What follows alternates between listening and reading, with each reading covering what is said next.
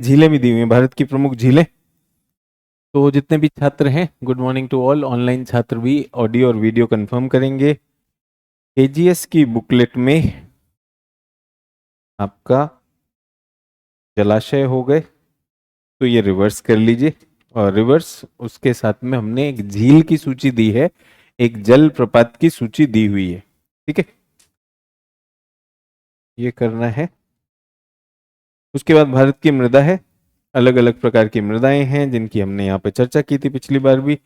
आशा है आपने ये पार्ट जो है किताब का कर लिया होगा। किताब में हम पेज नंबर 56 तक पहुंचे हुए हैं। उसके बाद हमें यहाँ पर दिखाई दे रहे हैं भारत की प्राकृतिक वनस्पति। तो प्राकृतिक वनस्पति का चैप्टर है, बहुत सारी चीजें यहाँ पर दी हुई हैं।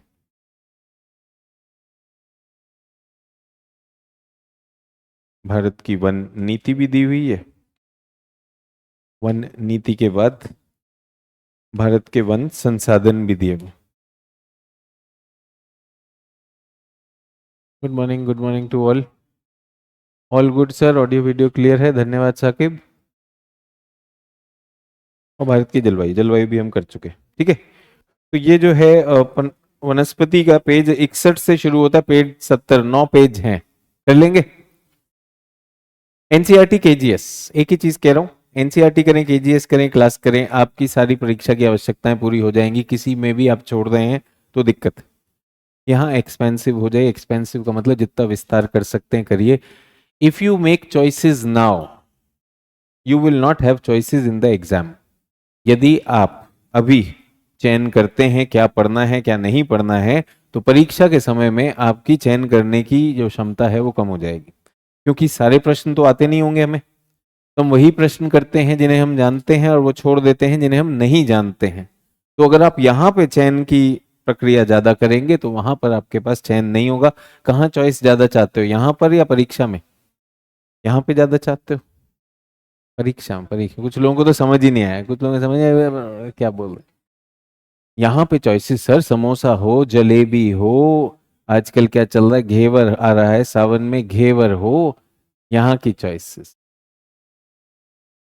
तो यहाँ अगर आप चूज करेंगे संतुलित आहार तो आपकी परीक्षा में सेहत संतुलित बहुत बढ़िया रहेगी।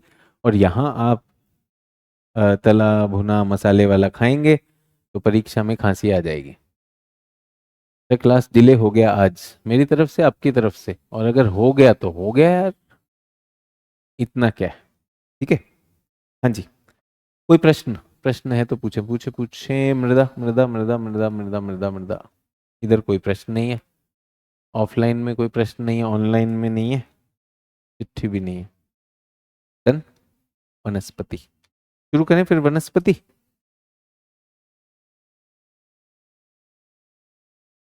रेडी सब लोग? वनस्पति जब भी मैंने पढ़ा मुझे सबसे ज्यादा बोरिंग लगा भारत के भूगोल में। कि भारत में इतने वन हैं, सदाबहार वन होते हैं, इनकी विशेषता क्या होती है? घने होते हैं, वृक्षों में बहुरूपता होती है, कठोर लकड़ी होती है, ये पतझड़ वाले मानसूनी वन होते हैं, इनमें साल होता है, सागौन होता है, शीशम, चंदन, आम, हरड़, बहेड़ा। उसके बाद वृक्ष कम लंबे होते हैं, खुले वन होते हैं। इनके बाद कुछ घास के मैदान आते हैं। यहाँ पठारी भागों में कहीं कहीं घास पाई जाती, कहीं नहीं पाई जाती। शुष्क मरुस्थल में कांटेदार वनस्पति होती है। और ये जो कांटेदार वनस्पति होती है क्या होते हैं? वन, छोटे छोटे वृक्षों, कंटीली झाड़ी जैसे आंवला, कीकर, पलास, खैर, बेर, और ये सब याद करने होते हैं। और डेल्टा में जब जाते हैं तो डेल्टाई वन, वहां पर नारियल, फेनिक्स, नीपा, पाम, सुंदरी, डेल्टा। और फिर हम पर्वतीय वनों पे चले जाते हैं। पर्वतीय वनों में ऊंचाई के हिसाब से होता है, हिमालय में 1500 मीटर की ऊंचाई। फिर वहां पर कौन से पेड़ होते हैं? ओक होता है, देवदार होता है, बर्च होता है, मेपल होता है। फिर और ऊपर जाने पर, जब हम और ऊपर चले जाते हैं तो वहां पर हमारे पास कौन सा आता है? कोणधारी आ जाते हैं। कोणधारी में क्या आ जाता है? सिल्वर फर, जुनाइपर आता है। दक्षिण पर्वतीय में विंध्य की नीलगिरी में कुछ कुछ होते हैं। तो ये सब नाम तो याद होते नहीं है कि नहीं? तो हम अक्सर यही कर रहे होते हैं वनस्पति के चैप्टर में। और यूपीएससी जब प्रश्न पूछता है तब वो प्रश्न दोनों को मिला देता है। किन दोनों को मिलाता है? पर्यावरण और भूगोल दोनों को मिला देता है।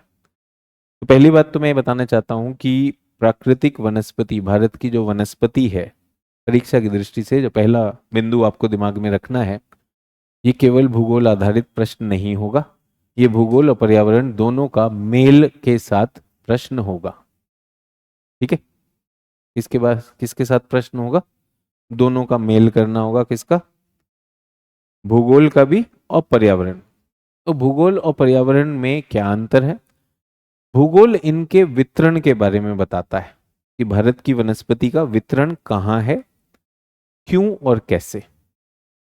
अब जो वनस्पति है, वनस्पति की संरचना क्या है, वो किस प्रकार की है, ठीक है, उनकी कितनी मात्रा है, कितने प्रतिशत है, और वो आंकड़े वो किस में आ जाते हैं? पर्यावरण। पर्यावरण के लिए वनों को लेकर खासकर हमारे पास एक रिपोर्ट आती, वन स्थिति रिपोर्ट। ठीक है, हर 2 वर्ष में छपती है। अभी वर्ष 2025 चल रहा है, जो लेटेस्ट है वो शायद 18वीं है, वो हमारी 2023 की है। तो आपका बैच क्योंकि पुराना बैच है, निश्चित रूप से वो हो चुकी होगी उसमें, और अगर नहीं हुई है तो आपको उसको करना है। जब भी आप परीक्षा देने जाएंगे, जब आप अगली जो बनेगी वो बनेगी ISFR 2025। 25 की गणना होगी 26 में जाके, तो 26 के दिसंबर में छपेगी वो। तो जो लोग 26 की परीक्षा प्रीलिम्स दे रहे हैं उनके लिए फॉरेस्ट रिपोर्ट जो अभी है वही रहेगी। अगर आप 27 की दे रहे हैं तब आपकी वो चेंज होगी। तो सर क्या मुझे अभी की नहीं पढ़नी चाहिए? मोटे तौर पर जो आज की है वो आपको काफ़ी चीज़ें समझा देगी, और उसके आगे जो है थोड़ा बहुत एडिशन होता है। तो जो आज समय है, जिस समय आप क्लासेस लेते हैं पर्यावरण की क्लास में, उसे आपको अच्छे से समझना चाहिए। ठीक है, तो ये तो हो गया हमारा, मात्रा हो गई, वो आ गया। उसके बाद उसमें किस प्रकार के पादप हैं, पेड़ों के नाम, पेड़ों के प्रकार, और उनके जैविक जो उनका जीवन है, पेड़ किस प्रकार का है, जैविक विशेषताएं, वो कहाँ पर आती हैं? पर्यावरण की क्लास में। जीवों की भी उसी में आएगी। ठीक है, तो ये मैं आपको पहली बात बताना चाहता हूँ कि भूगोल और पर्यावरण का कहाँ पर मेल है। तो मैं भूगोल में थोड़ा बहुत आज पर्यावरण का हिस्सा भी लूंगा और उसको करने वाला हूं। ठीक है, तो पहली चीज, पारिस्थितिकी प्राकृतिक वनस्पति शुरू करने से पहले कुछ मूल बातें, मूल सिद्धांत, मूल सिद्धांत क्या कर रहे हैं हम? भारत की प्राकृतिक वनस्पति। तो क्या होता है कि जब हम क्लासेस अटेंड करते हैं तो हमें बता दिया जाता है कि भारत में इतने प्रकार के पेड़ हैं, इस पेड़ में इतने प्रकार के वन हैं, और इतने प्रकार के वनों में ये प्रमुख पेड़ हैं, इन पेड़ों को याद कर लीजिए। ठीक है, अब मैं उससे थोड़ा सा हट के बात करना चाहता हूँ, क्योंकि परीक्षा में आज की डेट में यूपीएससी उस स्तर पे नहीं ऑपरेट कर रहा है। तो थोड़े मूल सिद्धांत, इनको आप चाहें तो आप लिख सकते हैं और चाहें तो नहीं भी लिख सकते। ये एक ऐसी चीज है जो आपको आनी चाहिए। तो अगर आपको लिख लिख कर आती है, लिख लीजिएगा। अगर आप ओके हैं समझने में तो बैठ के बढ़िया से समझिएगा। ठीक है,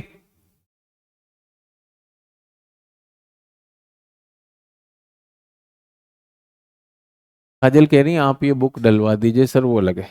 भाई देखो, ये मेरी टेक्निकल टीम है यार, ये है भारत का भूगोल। ठीक है, तो जो हमारे कोऑर्डिनेटर हैं उनको बोलिएगा ये वाली जो किताब है इसकी जो सॉफ्ट कॉपी है वो हमारे दोनों ज्योग्राफी के जो ऑनलाइन बैचेस हैं उन पर चेक करें डली या नहीं डली, और अगर नहीं डली तो दोबारा डाल दें।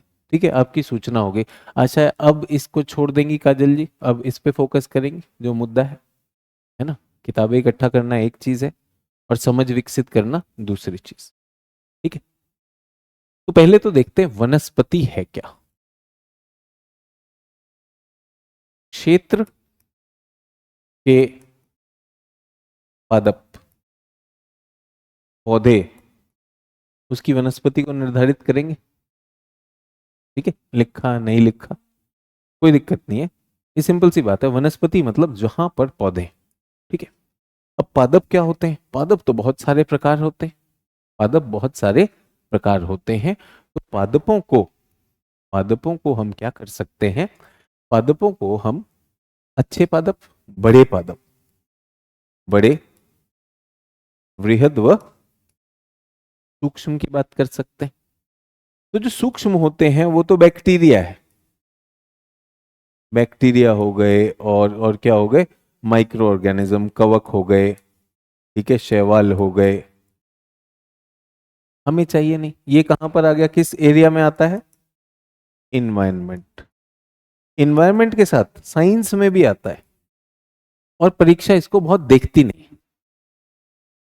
ठीक है। परीक्षा इसको, ये अब करीना गुप्ता ने शुरू किया, अब जो भी बुक के बारे में बात करें एकदम डिलीट कर दो और ब्लॉक भी कर दो, ऐसे, है ना। जब आपके शिक्षक ने आपको मान देकर कि भाई ये चीज आपके टेक्निकल को भी बता दी, अब आप यही खेल खेलेंगे, मत करिए। अच्छा है, पढ़ लीजिए, बाकी आप जो वो है छोड़ दीजिए। अब जो भी ये खेल खेल रहा है हटा देना। अब हम बड़ों में आते हैं। तो बड़ों में जो आप बाहर निकलते हैं, घर के बाहर कहीं पर भी आपने वनस्पति देखी, जो सबसे ज्यादा दृष्टिगोचर होता है पेड़। पेड़ और घास, यही दो दिखते हैं कि नहीं दिखते? आप सोच के देख लीजिए, या तो बड़े बड़े पेड़ होंगे, छोटे पेड़ होंगे, या फिर घास के मैदान होंगे, घास के मैदान। और कुछ जगह ऐसी होती हैं जहां जहां न पेड़ है न घास है, वहां सिर्फ झाड़ियां रह गई। झाड़ी तो घास में झाड़ी हो गया, या कुछ जगह पर आप कैक्टस भी देखते हैं, जिसको हम यही देखते हैं कि नहीं देखते? तो अब जब भारत को देखा गया, भारत में हमें पता करनी थी वनस्पति, तो हमने कहा भाई देखो भाई भारत में क्या क्या है। तो सूक्ष्म को हटा दिया, इसको देखना शुरू किया, पेड़, घास और झाड़ी और नागफनी। इसी से हमारी क्या बनेगी? भारत की वनस्पति बनेगी, ठीक है। पेड़, घास, झाड़ी। अब दो चीजें इसमें, दो चीजें आई। एक पहला आया क्या चीज कहां मिलेगी, क्या कहां? तो इनमें से पेड़ कहां मिलेगा, घास कहां मिलेगी, झाड़ी कहां मिलेगी, इसका क्या कोई विज्ञान है? तो पेड़ जीवित है, जीवित है, उसको क्या चाहिए जीने के लिए?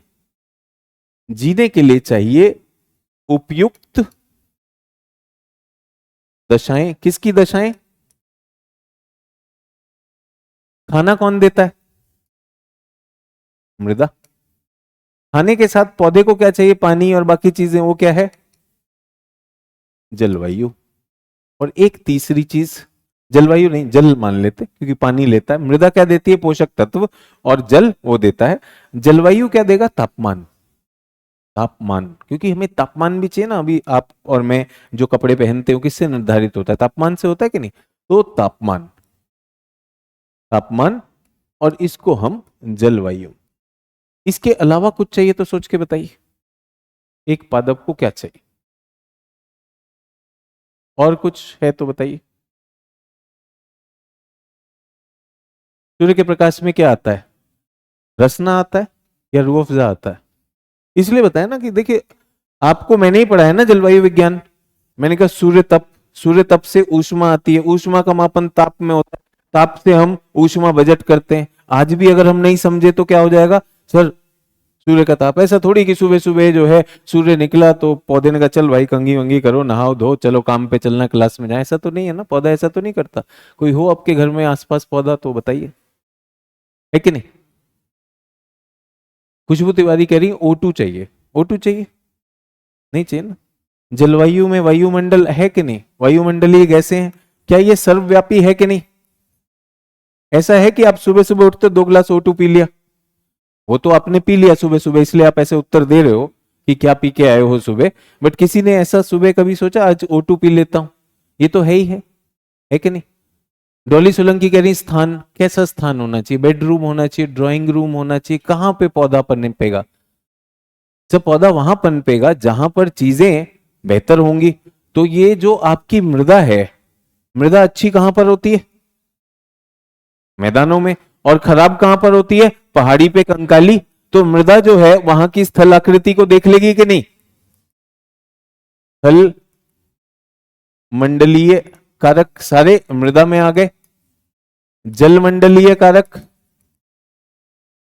अब ये पानी कहां से आया, वर्षा से आया, नदी से आया, झील से आया, मुझे नहीं पता, कोई दिक्कत नहीं। भाई अगर आपकी बहुत ज्यादा ढाल होगी तो मुझे बताइए, ढाल वाले पे भी पेड़ लगता है कि नहीं लगता है, और मैदान पे भी लग सकता है। तो मृदा किस पे, किसको, किसका सूचक होगी, हर चीज का सूचक मृदा हो जाएगी। जल, जल मंडल का हो गया, और ताप किसका होगा, वायुमंडलीय कारक। यही है भाई, और कोई नहीं। पेड़ एनसीईआरटी नहीं पढ़ते, पेड़ के माँ बाप नहीं होते, पेड़ जो है ऐसे बचपन में स्कूल नहीं जाते, कॉलेज नहीं जाते, पेड़ का विवाह नहीं होता, वो अलग बात है, आप तुलसी विवाह कर लो, मैं रोक नहीं रहा हूं। पेड़, इतनी सी सिंपल बात कर रहा हूं, इसको लिखने की कोई जरूरत नहीं, तो मैंने कहा बेसिक चीज है, अगर हमें बेसिक नहीं आती तो हमें दिक्कत हो जाती। ठीक है, तो पेड़ों को, जितने भी पादप हैं, पादपों को ये तीन चीजें चाहिए होती। अगर ये तीनों चीजें ए, बी और सी, ए बी सी बहुत बढ़िया है, ए भी बढ़िया है, बी भी बढ़िया है, सी भी बढ़िया है, तो क्या बनेगा, पेड़। बढ़िया मजबूत पेड़, बढ़िया लंबा पेड़, मजबूत पेड़। इसके, इन एबीसी को छेड़खानी शुरू कर दीजिए तो क्या होगा, पेड़ जो है बदलने लगेगा, पेड़ कमजोर हो जाएगा, पेड़ को कुछ किसी तरह का अडेप्टेशन करना पड़ेगा, अनुकूलन करना पड़ेगा। ठीक है, उसके बाद अगर आप इसमें मृदा तो रखनी पड़ेगी, मृदा के बिना तो काम चलेगा नहीं। बी और सी में, बी और सी को कम कर दीजिए, ये कम हो गए, तो अब पेड़ की जगह क्या आ जाएगी, घास व झाड़ी आ जाएगी। और अगर आपने ए को भी प्रश्न कर दिया, बी काट दिया, सी काट दिया, या कुछ और कर दिया, तो आखिर में क्या आ जाएगा, नागफनी आएगा, या जीरो वेजिटेशन, मर जाएगा। सिंपल नियम, बेसिक है, मैंने फिर से कहा कि ये बेसिक है। क्या ये भारत पे अप्लाई होगा, श्रीलंका पे अप्लाई होगा, कहीं पर भी होगा, विश्व में सब जगह अप्लाई होगा। जब भारत की वनस्पति को एक वैज्ञानिक आधार पर पढ़ना हो, क्योंकि भारत एक विविध देश है, इसकी मृदा बहुत विविध है, इसकी जलवायु बहुत विविध है, इसकी स्थलाकृति जो मृदा में परिचायित होती है वो है, पानी की उपलब्धता, नदियां हमने देख ली, कुछ जगह नदियां हैं, कुछ जगह वाहिकाएं हैं, कुछ जगह पर नहीं है, वर्षा कहीं ज्यादा हो रही, कम हो रही है, फर्क है कि नहीं, तापमान कहीं ज्यादा है, कम है। तो ये सारी चीजें जब बदल जाती हैं तो भारत में क्या हम एक विविध विविध वनस्पति की अपेक्षा कर सकते हैं कि नहीं कर सकते। एकदम बेसिक सिद्धांत चल रहे हैं, सिर्फ इतना चल रहा है। डन। तो भारत के पास वृक्ष भी हैं, वृक्षों पर आधारित वनस्पति, जहां वृक्षों की बहुतायत होती है वो वनस्पति क्या कहलाती है, वन। जहां वृक्षों की बहुतायत होती है वो वनस्पति क्या कहलाती है, वन। वन दो प्रकार के होते हैं, एक होता है सदाबहार वन और एक होता है पर्णपाती वन। ठीक है, पर्ण मतलब पत्ता, तो सदाबहार या सदापर्णी मतलब जिसमें हमेशा पत्ते रहेंगे। पर्णपाती का मतलब पर्ण जो है, पत्तियां जो है झड़ जाएंगी, पत्तियां क्या हो जाएंगी, झड़ जाएंगी। क्लियर, दो तरह के होते हैं। तो कौन सा सदाबहार रहेगा, जिसके पास सारी खुशियां वो सदाबहार रहेगा, जिसके पास नहीं है, कुछ कम हुआ तो वो क्या हो जाएगा, पर्णपाती।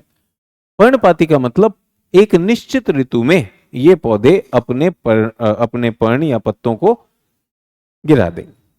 क्यों गिराएंगे, क्योंकि पत्तों से जल का वाष्पित होना होता है, उससे जो हमारा पादप है वो अपना जल लूज करता है, वो जल लूज करता है। तो कभी कभी जब आपके पास जल का तनाव हो तो वो क्या करेगा, अपने पत्तों को गिरा देगा। ठीक है, तो भारत में कौन से वन होंगे, सदाबहार होंगे या पर्णपाती होंगे, दोनों होंगे सर, डिपेंड करता है, हर जगह तो समान वर्षा नहीं। तो भारत में सदाबहार भी हैं, पर्णपाती भी हैं, और भारत में घास के क्षेत्र भी हैं, भारत में झाड़ी के, कंटीली झाड़ियों के क्षेत्र भी हैं, और भारत में मरुस्थली भी हैं। डन, यहां तक आ गए। तो ये तो हो गया बेसिक सिद्धांत, ये हमने विश्व भूगोल में भी किया है। अगर आपने नहीं किया था तो मुझे लगा कि भारत को समझने से पहले, वनस्पति समझने से पहले हमें थोड़ा सा और करना चाहिए। एक और बेसिक, मूल सिद्धांत एक, मूल सिद्धांत दो। अब ये पर्यावरण के जो हिसाब से वो बता रहा हूं। मूल सिद्धांत 2। अभी तो वितरण के हिसाब से बताया कि वितरण जब देखते हैं तो क्या ध्यान रखना चाहिए। अब मैं पर्यावरण की दृष्टि से बता रहा हूं कि स्टेट ऑफ फॉरेस्ट रिपोर्ट, जो आपकी वन स्थिति रिपोर्ट आती है, तो हमारे वनस्पति की मात्रा या गणना कैसे होगी, ठीक है, कैसे होगी, जिससे अभी तक तो ये था कहां और क्या है, इससे अब कितना है, कितना हमारे पास वनस्पति संसाधन है, वनस्पति संसाधन। अब पेड़ हैं, घास है, इसकी गणना कैसे की जाए, इसकी गणना कैसे की जाए, तो इसको चेक करना है। तो पहली बात तो इसकी गणना करने का कोई आवश्यकता है? भाई देश के संसाधन है, हमें पता होने चाहिए कौन से संसाधन हमारे पास है, तो हमारे संसाधन है तो हमें इसकी गणना भी करनी चाहिए। अब देश बहुत ही बड़ा देश है कि नहीं, 32 लाख वर्ग स्क्वायर किलोमीटर की जब हम बात करते हैं, उसमें गिनना बहुत चुनौती है, और ये परिवर्तनशील भी है, वन बढ़ते भी रहेंगे घटते भी रहेंगे, है कि नहीं।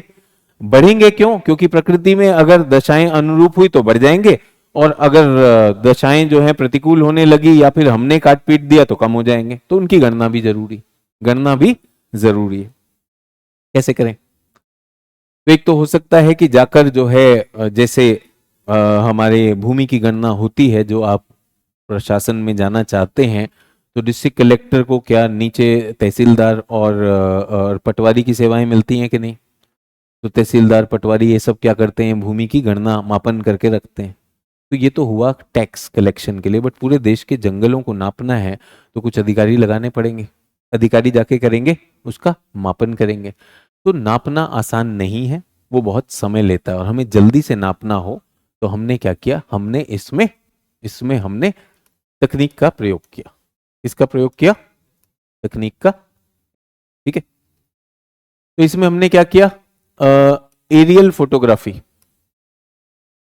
एरियल फोटोग्राफी और रिमोट सेंसिंग से काम लिया। किससे काम लिया? एरियल फोटोग्राफी मतलब वायु चित्र। हम वायुयान पे गए, हमने फोटो खींची, नीचे जंगल दिख रहे हैं, हाँ भाई इतने हमारे जंगल क्षेत्र हो गए।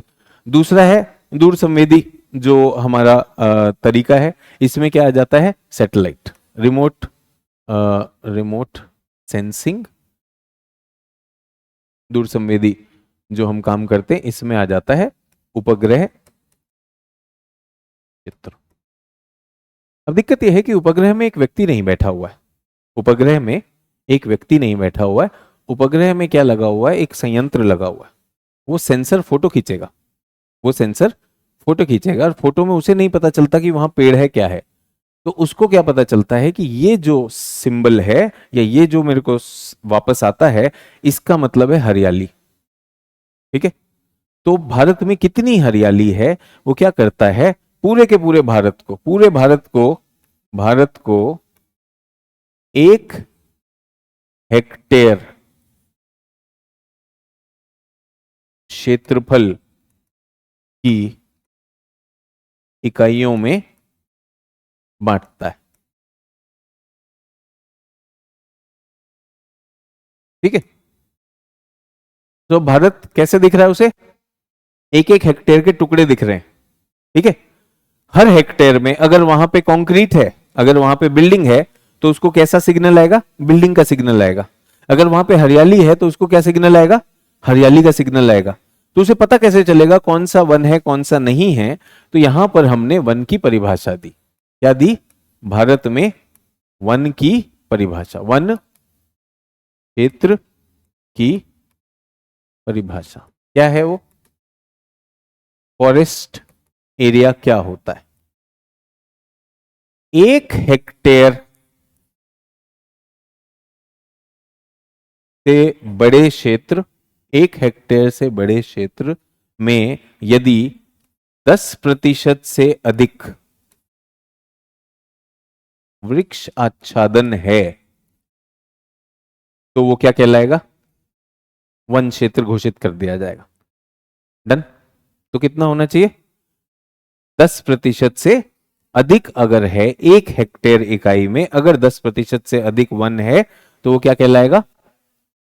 वो वन क्षेत्र कहलाएगा। ठीक है, अगर कम है तो वन क्षेत्र नहीं कहलाएगा, तब हमारे लिए उसके लिए अलग हो। तो कैसे मापन होता है? सैटेलाइट ये बताती रहती, सैटेलाइट को दिख रहा है। अगर हमने वहां से पेड़ काटने शुरू किए तो मान लो कोई 100% था, उसको काटना शुरू किया तो कम होता जाएगा, कम होता जाएगा, सैटेलाइट को पता चल जाएगा कि नहीं चल जाएगा। इस तरह से हम ये काम करते हैं। गणना हो गई। ठीक है, अब हमें क्या पता चला, अब इसको हम देख लेते। अब हमें पता क्या चला, इस सैटेलाइट ने हमें क्या बताया।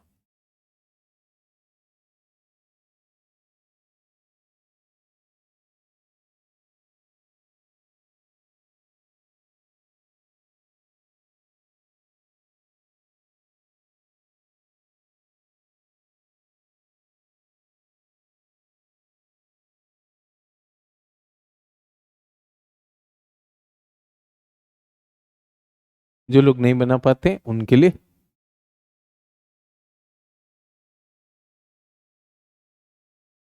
इस सैटेलाइट ने हमें बताया कि भाई भारत के वन यहां पर है, भारत के वन यहां पर है,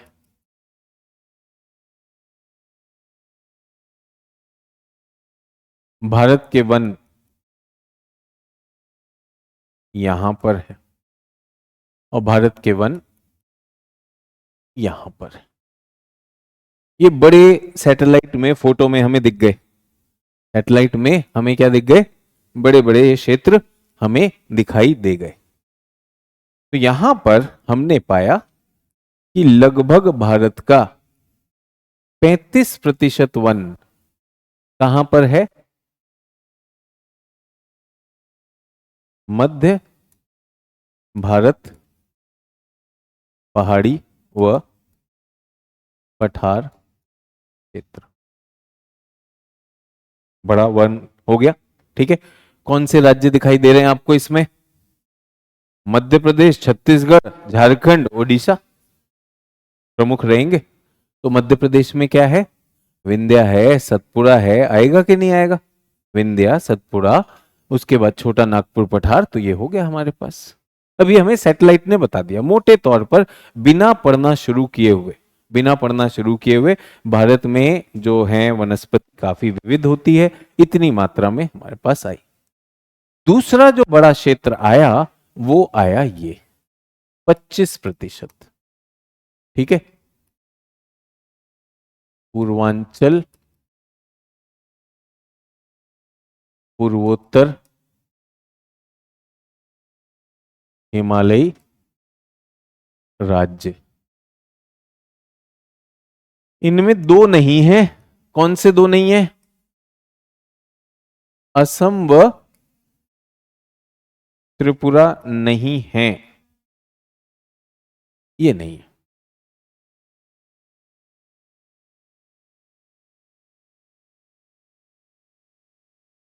रिंकी मधेसिया को यही लगा हुआ है वन और जंगल में क्या डिफरेंस हो। रिंकी मधेसिया यहाँ पे फोकस करो, प्रायवाची है।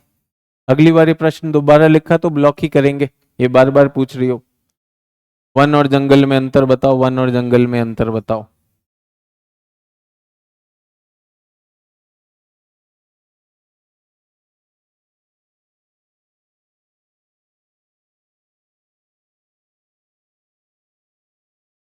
डन। तो जो लोग परीक्षा की तैयारी दे रहे हैं उनको ये समझ आ रहा होगा, बाकी लगे होंगे वन और जंगल, वन और जंगल, वन और जंगल में लगे होंगे। ठीक है, आपने सुना भारत में कोई शब्द है जंगल के नाम से? जंगल तो अंग्रेजी में बना दिया भाई उसको। आप एक बात बताइए, आजकल शहरों को भी अर्बन जंगल कहा जाता है, शहरी जंगल। ठीक है, तो ये एक लोकल टर्म हो गई है, बहुत ज्यादा किसी चीज के जुड़ाव का, बहुत ज्यादा पेड़ का क्षेत्र हो गया, घने पेड़ों का क्षेत्र, उसे जंगल कह दिया। ठीक है, हमने तो ये भी सुना जंगल में मंगल, है कि नहीं? ये बहुत सारी हैं। तो ये जो है रिंकी जी, इनको जो उद्देश्य वहां से भटकाव से क्या होगा, हमें वन और जंगल खेलना। एक बार मेरी टीम ने हटाया, दूसरी बार फिर वही छाप रही। रिंकी जी आए हैं, जो ग्रहण करना उसे ग्रहण करो, उससे आगे पढ़ो। नहीं तो यूट्यूब पे बहुत सारे जो वन और जंगल पे पूरा दिन निकाल सकते हैं, वन और जंगल सीख कर फिर कर लेना वन और जंगल। डन। तो आम मत लूटिए, आम फेस्टिवल में आए हैं तो आम सीखिए। दो हो गए। तीसरा है 15 प्रदेश। ये क्या है हमारा?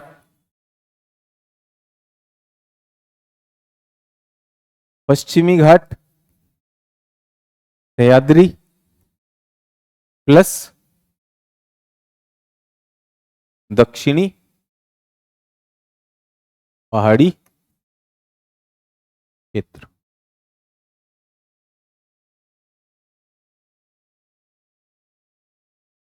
और यहां पर है 10%। ये कौन सा है?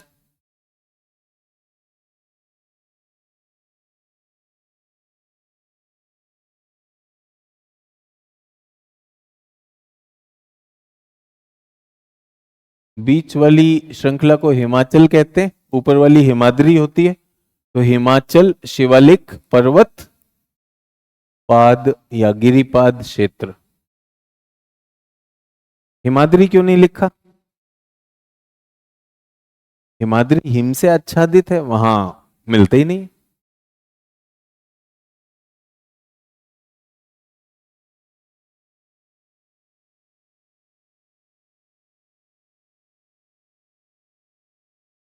डन। तो ये बेसिक था, सब लोग बेसिक क्लियर हो गया। वनों की हम बात कर रहे हैं या वनस्पति की हम बात कर रहे हैं, इसमें हम और आगे जाएंगे। तो कहां से पता चलता है? सैटेलाइट से पता चलता है। मोटे तौर पर हमको ये दिखाई दिए, ये क्या है? ये हमारे ये हमारे प्रमुख वन क्षेत्र हैं। ये नहीं मान लेना है कि इसके अलावा कहीं और नहीं है। इसके अलावा अरावली के दक्षिण में मिल जाएंगे, मिल जाएंगे, यहां पर भी मिल सकते कि नहीं? तो इनको मैं क्रॉस क्रॉस लगा देता हूं। यहां पर हो सकते हैं। मैंग्रोव वन होगा, बिल्कुल हो सकता है। कोरिंगा बताया था, यहां पर बहुत कुछ हो सकता है। तो और भी होंगे, और भी पॉकेट्स हो सकती हैं जिनमें कि हमारे पास थोड़े बहुत वन हो जाएंगे, बट प्रमुख जो है वो ये। डन। तो हमारे पास तट पर मैंग्रोव हो सकते हैं, कई तरह के वन हो सकते हैं जिनका मैं प्रकार करूंगा। बट जो प्रमुख हैं, प्रमुख जो है हमारे ये हो गए। कितना हो गया कुल? 30, 40, 50, 60, 70, 80, 85, 85% तो यहीं पर हो गए ना। 85% चार वृहद क्षेत्र। तो जब भी कोई भारत की वनस्पति पढ़े उसे मोटे तौर पर पता है कि भाई वनस्पति का ये हिसाब है। अच्छा, अब पर्यावरण पढ़ते हैं। पर्यावरण में इन्हीं क्षेत्रों में आप पाएंगे अधिकांशतः जो हमारे वो हैं, वन्य जीव अभ्यारण्य हो गए, राष्ट्रीय उद्यान हो गए, बायोस्फीयर रिजर्व हो गए, वो कहाँ होंगे? इनसे ज्यादा संबंधित होने वाले हैं। ठीक है। अब एक छात्र है, सर पहले तो सैटेलाइट नहीं होते थे, तो कैसे वन की गणना होती थी? तो पहले तो इंटरनेट नहीं होता था, तो लोग कैसे जीते थे? इस सवाल का क्या औचित्य है, ये बताइए मुझे। इस सवाल का क्या औचित्य है कि पहले सैटेलाइट नहीं होती थी तो कैसे गणना करते थे, ये बताइए। पहले इंटरनेट नहीं होता था तो लोग कैसे जीते थे? क्या आप लोगों को बहुत ही बेसिक चीज से शुरू किया? पहला क्या कहा? कौन करेगा? पटवारी करेगा। कौन करेगा? पटवारी करेगा। तहसीलदार का यानी मनुष्य जाकर करेंगे कि नहीं करेंगे? करेंगे। तो मुझे एक बात बताइए, पुराने जो शासक रहे उनका भी तो एक वित्त वाणिज्य विभाग रहा कि नहीं रहा? वित्त वाणिज्य विभाग रहा, तो वो अपने संसाधनों की गणना करते होंगे कि नहीं करते होंगे? टोडरमल ने अपना तरीका निकाला, जमीन की गणना कैसे करनी है, करेंगे कि नहीं करेंगे? अब ये छात्र मजे मजे में सुबह में एक में क्या क्या पूछा, सर जंगल और उसमें बताओ। सर इससे पहले नहीं था तो क्या करते होंगे? ये तकनीक आने से पहले बताया मनुष्य करते हैं। मनुष्य कितना करेंगे? धीरे धीरे करेंगे और सीमित करेंगे, यही करेंगे कि नहीं करेंगे? यहां बैठे बैठे इज्जत कमाओ काम के सवाल पूछकर। वरना थोड़ा तो दिमाग लगाएंगे कि नहीं लगाएंगे? आप खुद लोग बताइए कि जब सैटेलाइट नहीं था, सैटेलाइट से पहले वायुयान आ गया था, वायुयान आ गया था, तो वायु चित्र लेगा कि नहीं लेगा? वायु चित्र लेगा। उससे पहले वायु चित्र नहीं था, तो क्या करेगा? उसको कहते हैं भूमि सर्वेक्षण, लैंड सर्वे। लैंड सर्वे आज भी होता है। भारत के जो मानचित्र बनते हैं वो सर्वे के आधार पे होते हैं। ठीक है, भारत का जो सर्वेक्षण विभाग है वो सर्वे भी करता है। तो सर्वेक्षण विभाग में जैसे जैसे तकनीक आती चली जाएगी, हम उसे बेहतर करते चले जाएंगे। तो फिर रिक्वेस्ट है, क्लास से भटकाव, जितने भी लोग, सबको मछली की आंख दिखाई देगी, जो लेफ्ट ब्रेन वाले उनको यही दिखाई देगा सर ये क्या है। अब पूछ तो लिए वो सवाल, थोड़ी देर रहने भी दिया करो, इनका नाम पता तो चले कौन चंपक था। बाकी क्लास को भी तो पता चले कि भाई विषय से, अब आपको विषय है खत्म करवाना, हम किस पे बात कर रहे हैं? बेसिक सिद्धांतों को लार्जर देन लाइफ करवा देंगे। ठीक है, ये बेसिक ही नहीं समझते और ये 20 जगह एनसीईआरटी भी कर चुका है, उसके बाद ये नोट्स भी बना चुका है, लेकिन बेसिक समझेंगे नहीं। ये समझ में आ गया? यहां तक हो गए तो हमारे पास ये आ गया। अब हमारे पास विषय पर आते हैं। विषय यह है कि भाई भारत में सर्वेक्षण के आधार पर कितने वन हैं, कितने वन हैं? ठीक है, दिव्या कुमारी डिलीट करिए इनको। भारत में सर्वेक्षण के आधार पर कितनी वन संपत्ति है? तो सर्वेक्षण कौन किस में आता है? रिपोर्ट होती, रिपोर्ट का नाम, रिपोर्ट का नाम भारत वन स्थिति रिपोर्ट 2023 हमारे पास उपलब्ध, 2023 हमारे पास उपलब्ध। तो इसने क्या किया है ये मैं थोड़ा सा बता दूं, थोड़ा सा आपको इसमें भी देना चाहिए। भारत का लक्ष्य क्या है? वन नीति का एक लक्ष्य क्या है? 33% है पक्का, या 66 है? 33 या 66? यानी आपने वन नीति नहीं पढ़ी, आपने पर्यावरण की क्लास कर ली और आपने, फिर वही वाली बात होती ना, जो सर ने लिखवाया वो आप रट के बैठे हुए। तो भारत की वन नीति क्लियरली ये कहती है, भारत की वन नीति ये कहती है कि भारत में मैदानी भागों में 1/3 भाग वनीय होना चाहिए और जो हमारे पर्वतीय पठारी भाग हैं उनमें 66% वनीय होना चाहिए। क्यों ऐसा किया गया है? यह भेद किस लिए है कि 33% मैदान में और 66% पहाड़ों में? तो इसका भी कारण बता देता हूं, सटीक कारण। ठीक है, ये जो आप क्षेत्र देख रहे हैं जहां वन नहीं है, जो आप क्षेत्र देख रहे हैं जहां पर वन नहीं है, कंटीली झाड़ियां हैं या कुछ वो है, उन क्षेत्रों में मनुष्यों का आवास है। ऐसा नहीं था कि भारत में वन नहीं थे। भारत में 33% का लक्ष्य जो हम सामान्य बात करते हैं वो मैदान की दृष्टि से होता है, इसलिए हम उसको 33 कह दिया करते हैं। बट मैं ये बताना चाहता हूं कि ये जो भारत में वनों की बात है, 1857 जब हमारी पहली आजादी का युद्ध हुआ है, तब भारत में कुछ 80-90% भूभाग जो है वनीय था। वो कट के अब कितना आ गया है? 25। अब हम कितना आ गए हैं? 25 के करीब आए हैं। तो वो सब कटा क्यों? कटा क्यों? रहना है ना, रहना है, खाद्यान्न का उत्पादन करना है, पेड़ हटाओ, पेड़ की जगह पर क्या आएगा? मनुष्य रहेगा। तो कहां पर मनुष्य ज्यादा रहने की कोशिश करता है? पर्वतीय क्षेत्रों में या मैदानों में? मैदानों में। तो हमने कहा देखिए, मैदानों में जब गणना हुई तो मैदानों में, क्योंकि मनुष्य को भी रहना है, आधारभूत अवसंरचना, सड़क निर्माण, भवन निर्माण सब करना है, तो ठीक है वो भी होना चाहिए। बट पारिस्थितिकीय रूप से जो हमारी आवश्यकताएं हैं, जैसे साफ हवा, जल चक्र बेहतर चले, प्रदूषण में नियंत्रण हो, इनका बड़ा उपयोगी काम होता है वनस्पति का। उसके लिए कम से कम स्वस्थ रहने के लिए हमें कितना चाहिए? 33%। अब आते हैं पर्वतीय क्षेत्र। पर्वतीय क्षेत्र में मानव का प्रेशर कम है, मानव का प्रेशर कम है, बहुत आवास बनाना नहीं है, नंबर 1। पर्वतीय क्षेत्र में वनस्पति दूसरा काम करती है। वनस्पति मानव से प्रतियोगिता नहीं करती। पर्वतीय क्षेत्र में, पर्वतीय क्षेत्र में वो पारिस्थितिकी संतुलन बनाने में बहुत सहायक होती है। वो भूस्खलन को रोकती है, वो मृदा अपरदन को रोकती है, पर वो जो ढाल है, ढाल को स्थिरता प्रदान करती है, और जितना भी वर्षा चक्र है उस सब में बहुत ज्यादा सहायक होती है। तो उसकी पारिस्थितिकीय भूमिका को देखते हुए, और क्योंकि मनुष्य की उससे इतनी लड़ाई नहीं है, और वहां की विशिष्ट जैव विविधता को देखते हुए हमने क्या निर्णय लिया पॉलिसी ने, कि वहां पर कितना रखो, 2/3। वहां 2/3 होना चाहिए और मैदानों में 33। लॉजिक है, लॉजिक से चलेंगे, चीजें आपके पास निश्चित रूप से आएंगी। तो हमारा लक्ष्य यह है। तो अब इस लक्ष्य के चलते जो हमारी ISFR 2023 है, उसने उसने कुछ श्रेणियों की बात की। श्रेणी पहला, वन आवरण। इसको क्या कहते हैं? Forest cover. तो पहला वो क्या ढूंढता है? Forest cover. फॉरेस्ट कवर का मतलब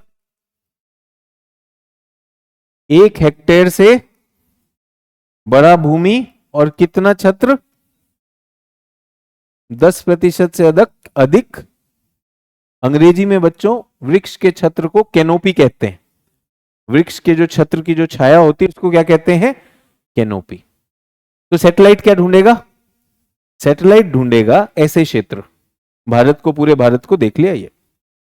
अब मुझे एक बात बताइए, मेरे पास एक भूमि का टुकड़ा है जो 1 हेक्टेयर से कम है। जो क्या है? 1 हेक्टेयर से कम है, और 100% उस पर पेड़ लगे हुए हैं। वन होना चाहिए कि नहीं? मान लो 0.9 हेक्टेयर है। 0.9 हेक्टेयर है कि नहीं? तो 0.9 हेक्टेयर है और पूरा का पूरा वृक्षों से घिरा हुआ है। कायदे से तो मेरे वन की संपत्ति में हुआ है कि नहीं हुआ? लेकिन मेरी सैटेलाइट कितना नाप सकती है? केवल 1 हेक्टेयर। तो कुछ ऐसे क्षेत्र जो वन की परिभाषा में तो नहीं आते, वन की परिभाषा में नहीं आते, लेकिन उनमें बहुत अच्छे वृक्ष हैं, तो उनको क्या कहा जाता है? दूसरी श्रेणी, वृक्ष आवरण। इनको क्या कहते हैं? Tree cover.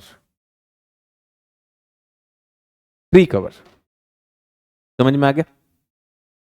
ट्री कवर क्या हुए? वन की परिभाषा के परे, वन की परिभाषा नहीं है, परंतु वन है, काम की चीज है। तो हमारी रिपोर्ट क्या ढूंढेगी? 2 चीजें ढूंढेगी। पहला वनावरण, दूसरा वृक्षावरण। दोनों मिलके क्या लक्ष्य है हमारा? दोनों मिलके क्या लक्ष्य है हमारा? 33%। कहां पर? मैदानों में। 66% पर्वतों पहाड़ों। क्लियर हो गया? बेसिक है, बहुत ही बेसिक मैंने बात की। अभी तक रिपोर्ट पे भी नहीं आया हूं, अब रिपोर्ट पे आने वाला हूं। ठीक है? तो रिपोर्ट ने क्या बताया? अब आप लोग भी इच्छुक होंगे कि हमारे पास 33 है या नहीं है, तो हम आते हैं इस रिपोर्ट पर। वैश्विक संसाधन, तो विश्व में भी, मैं विश्व का बता रहा हूं, वैसे विश्व की क्लास नहीं है। विश्व में आज, विश्व में लगभग 31% वन है। कितने? 31%। भारत का लक्ष्य क्या है? 33%। भारत में कितने हैं उसकी हम बात कर रहे हैं। सब विश्व के बारे में है कि विश्व में कितना है। एशिया के पास सबसे ज्यादा। ये पर्यावरण की क्लासेस के लिए मैं यूज करता हूं, आपके लिए नहीं। भारतीय वन सर्वेक्षण। फॉरेस्ट कवर, ठीक है। फॉरेस्ट कवर क्या हो गया? वन आवरण। दूसरा क्या है? फॉरेस्ट के बाहर का जो है वो होता है ट्री कवर। ट्री कवर प्रत्येक 2 वर्ष पर आकलन करती है, ठीक है। 1987 में वन आवरण की द्विवार्षिक आकलन किया जा रहा है। तो कब से हमारे पास? 1987। तो जिस छात्र ने पूछा सर सैटेलाइट नहीं था तो क्या करते थे, उससे पहले मैनुअल होता था। उससे पहले क्या होता था? मैनुअल होता था। तो ये हमारा जो रिपोर्ट है 24.62, ये सही नहीं है, ये पुरानी रिपोर्ट है। जो अभी की है वो ये है। तो सभी लोग लिखेंगे वन और वृक्ष आवरण में हमारे पास कितना है। वन का कितना दिखा रहा हूं मैं? 21.76। और वृक्ष का क्या दिखा रहा हूं? 3.41।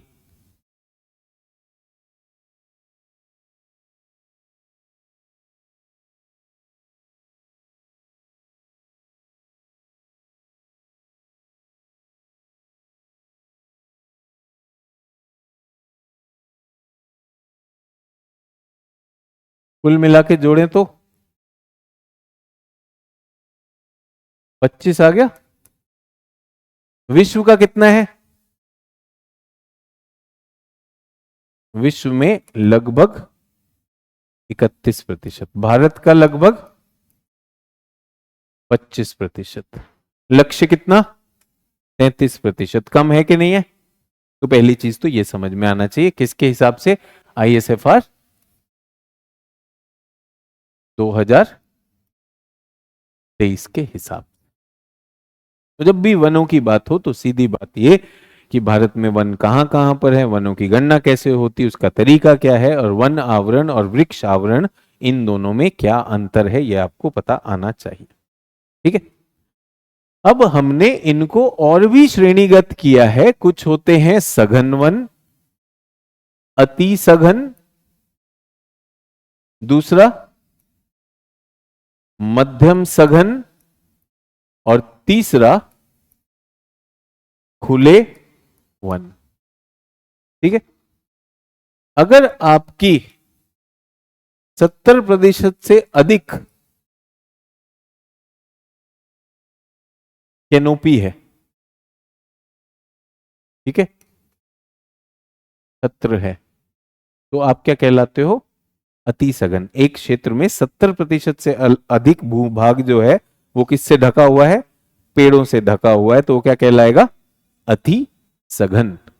और 40 से 70 है तो मध्यम सघन, और 40 से कम है तो उसे क्या कहते हैं? खुले वन। डन। और 10 से कम है तो क्या कहलाता है? वनों के लिए तो क्या है? वन में कितना होना चाहिए? वन में तो क्या मैं इसको कह सकता हूं 10 से 40 लिख दूं इसको? 10 से कम है तो क्या? इसको कहते हैं स्क्रब। क्या कहते हैं? स्क्रब या झाड़ी क्षेत्र। कितने लोगों को वोकैबुलरी शब्द भी आ गए और कितनी मात्रा है ये भी पता चल गया। ये इसकी डिटेल कौन पढ़ाएगा आपको? आपके पर्यावरण शिक्षक आपको इसमें और डिटेल कराएंगे। जैसा कि मैंने कहा कि हम दोनों का मिलाकर ये काम होता है, बट मैं नहीं चाहता कि ये कहूं कि पर्यावरण वाले कराएं, पर्यावरण वाले कहें भूगोल वाले कराएंगे। तो जो उसका भौगोलिक पार्ट है वो मैं उसका इंचार्ज हूं, वो मैं करा रहा हूं। डन। इसको याद रखना है। 2026 का प्रीलिम्स दे रहे हो, ये चेंज नहीं होने वाला, ये बिल्कुल रहेगा। आपको वहां ये भी बताया जाएगा कौन सा कितना है, वो आपकी पर्यावरण क्लास में मैं छोड़ रहा हूं। उसके बाद बड़ा है या घटा है, पिछले सर्वेक्षण से बड़ा है या घटा है, तो ये कहना है कि हाँ जी ये बड़ा है। कितना बड़ा है? 156.41 वर्ग किलोमीटर बड़ा है। 2021 की गणना से बड़ा है। अधिकतम वृद्धि कहां पर हुई है? छत्तीसगढ़ में सबसे ज्यादा वृद्धि हुई है। वन और वृक्ष दोनों की, वन और वृक्ष, अब तो आप जानते हैं वृक्ष आवरण क्या होता है, दोनों की। और केवल वन की अगर हम देखें तो किसकी है? मिजोरम में वृद्धि हुई है। सबसे ज्यादा कमी कहां हुई है? मध्य प्रदेश में कमी हुई। ये कहां पर हो गया? ये आपके पर्यावरण के शिक्षक कराएंगे, बट फिर भी आपको जानकारी के लिए बता दिया। ये वन आवरण कितना? 21.76। वृक्ष आवरण कितना? 3.21, 3.41। कुल कितना हो गया? जोड़ के ये आ गया। स्क्रब, स्क्रब कितना? 1.33। तो स्क्रब भी ले ले। स्क्रब या झाड़ी वो कितना है? 1.33। तीन ही वर्ग होते हैं। तो बचा गैर वनीय क्षेत्र कितना हो गया? 73.5।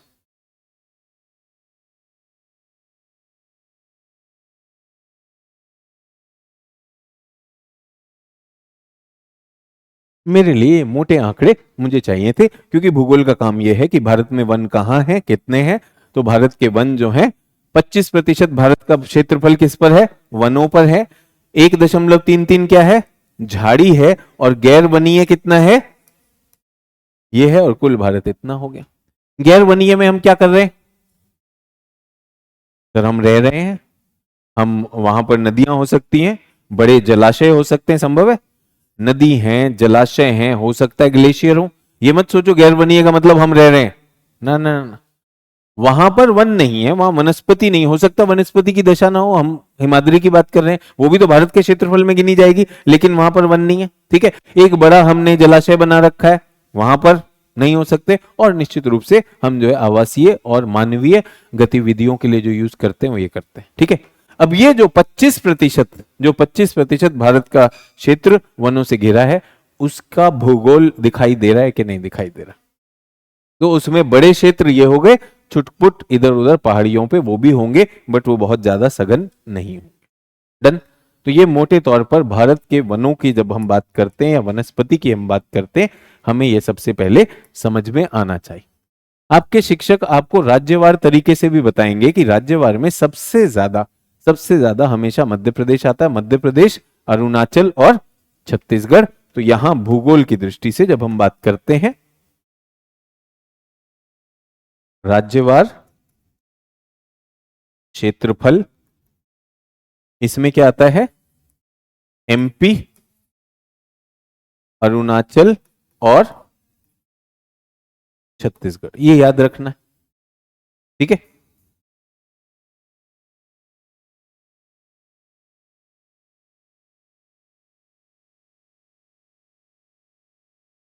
तो एक तो क्षेत्रफल की दृष्टि से ये हो गया, मध्य प्रदेश में सबसे ज्यादा, तो सबसे ज्यादा क्षेत्र किसके पास है? मध्य प्रदेश। इस बार सबसे ज्यादा गिरावट कहां पे आई है? मध्य प्रदेश में गिरावट भी आई है। सर ये गिरावट क्यों हो रही है? क्या मध्य प्रदेश संरक्षण नहीं कर रहा है? मध्य प्रदेश कृषि का भी केंद्र है, मध्य प्रदेश में आबादी भी बढ़ रही है, और आपने देखा सरकार ने बहुत सारे हाईवे भी खोले, खोले कि नहीं खोले? तो जब हम ये यहाँ पर बुंदेल क्षेत्र में, बुंदेलखंड में जब हम हाईवे खोलेंगे, तो कुछ तो जगह लगी होगी ना, पेड़ों को काटा होगा। और फिर आपने देखा मध्य प्रदेश में ऐसे पुल भी बनाता है वो, है ना, जमीन ज्यादा ले लेके बना रहा है वो। तो अगर इतना तरह से कर रहा है, तो जहां बचाना चाहिए वो काट रहा होगा। पर प्रतिशत की दृष्टि से, अब प्रतिशत का मतलब क्या है कि आपके राज्य का कुल क्षेत्रफल का कितना प्रतिशत वनों के तहत है, तो उसमें मध्य प्रदेश आगे नहीं है। मध्य प्रदेश कुल क्षेत्रफल में आगे है, लेकिन आपके पूरे राज्य का कितना प्रतिशत वनों से ढका हुआ है, उसमें आगे वही राज्य होंगे जहां मनुष्य कम होंगे। प्रतिशतता की दृष्टि से तो वही होंगे ना जहां प्रतियोगिता नहीं है। मध्य प्रदेश में तो खूब प्रतियोगिता है, तो यहां आएंगे पूर्वोत्तर के राज्य या फिर हमारे द्वीप समूह। तो कहां गया? राज्यों में सबसे प्रतिशत की दृष्टि से क्या है? लक्षद्वीप में 91%। उसके बाद क्या है? मिजोरम। फिर क्या है? अंडमान 91, 85, 81। तो क्या हुआ? लक्षद्वीप 91, मिजोरम 85 और अंडमान कितना हो गया? 81। तो इसमें भी अगर राज्य देखा जाए तो राज्य तो मिजोरम ही है। राज्य कौन सा है? मिजोरम। अब सोच के देखिए, मिजोरम में लुसाई पहाड़ियां हैं, कितनी वहां पर रह रहे हैं, जनजातीय लोग रह रहे हैं, बहुत ज्यादा रह भी नहीं रहे। तो वहां का क्या है? उस क्षेत्र में प्रतिशतता की दृष्टि से आ जाएगा। लक्षद्वीप पर क्या है? लक्षद्वीप पे तो प्रवाल भित्तियों के द्वीप हैं, और अधिकांश द्वीपों पे तो मनुष्य रह ही नहीं रहे, तो इसलिए वो बहुत ही छोटा सा क्षेत्रफल है। और जो भी है उस पर जो थोड़े बहुत पेड़ होंगे, पेड़ भी कौन से होंगे? समुद्री क्षेत्र है, कोकोनट होगा, कोकोनट ही तो होगा जो समुद्र के किनारे में। क्या लग रहा है? तो ऐसा नहीं कि वहां जाके टीक और शीशम ढूंढ रहे हो, वो नहीं ढूंढा जाएगा, मिलेगा कोकोनट के झाड़। मैंग्रोव हो सकता है, मैंग्रोव भी तो वन में आएगा, आएगा कि नहीं आएगा? ठीक है, तो ये हो गए। और हमारे पास अंडमान, अंडमान में दोनों तरह के होंगे। तो ऐसे ही अगर मैं बात करूं, तो जो हमारे पहाड़ हो, ये वनों की अगर मैं बात करता हूं, केवल वन की मैं बात कर रहा हूं, तो एक तो पेड़ ऐसा होता है और एक पेड़ ऐसा होता है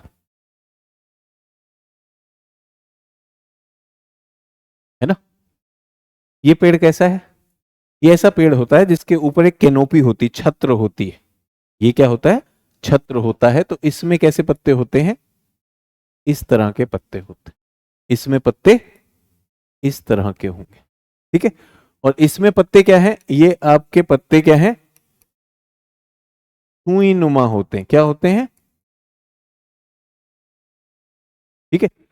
ये इन पर जो लगता है वो क्या लगता है, एक शंकु लगता है। इन पर क्या लग जाते हैं, आपने अगर कोन देखा हो तो इस पेड़ को हम क्या कहते हैं, शंकुधारी, कोनी फेरस। इसके क्या प्रकार होते हैं,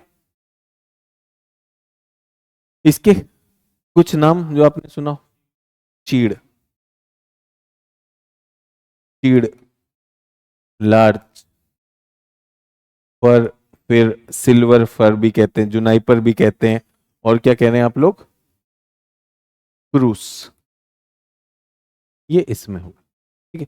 अभी जो चौड़े ये इस तरह के जो पत्ते हैं, इन पत्ते वालों में जो हमारे पास पेड़ होता है, आपने पीपल का पेड़ देखा है, पीपल का पेड़ ऐसे ही होता है कि नहीं, पीपल के पत्ते इस तरह के होते हैं,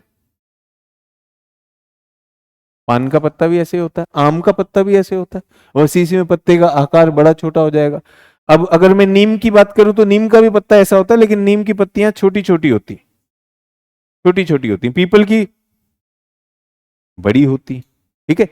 और अगर आप बेर का देखने लगो, या फिर ये जो इधर लगता है कनेर, कनेर के पत्ते कैसे होते हैं,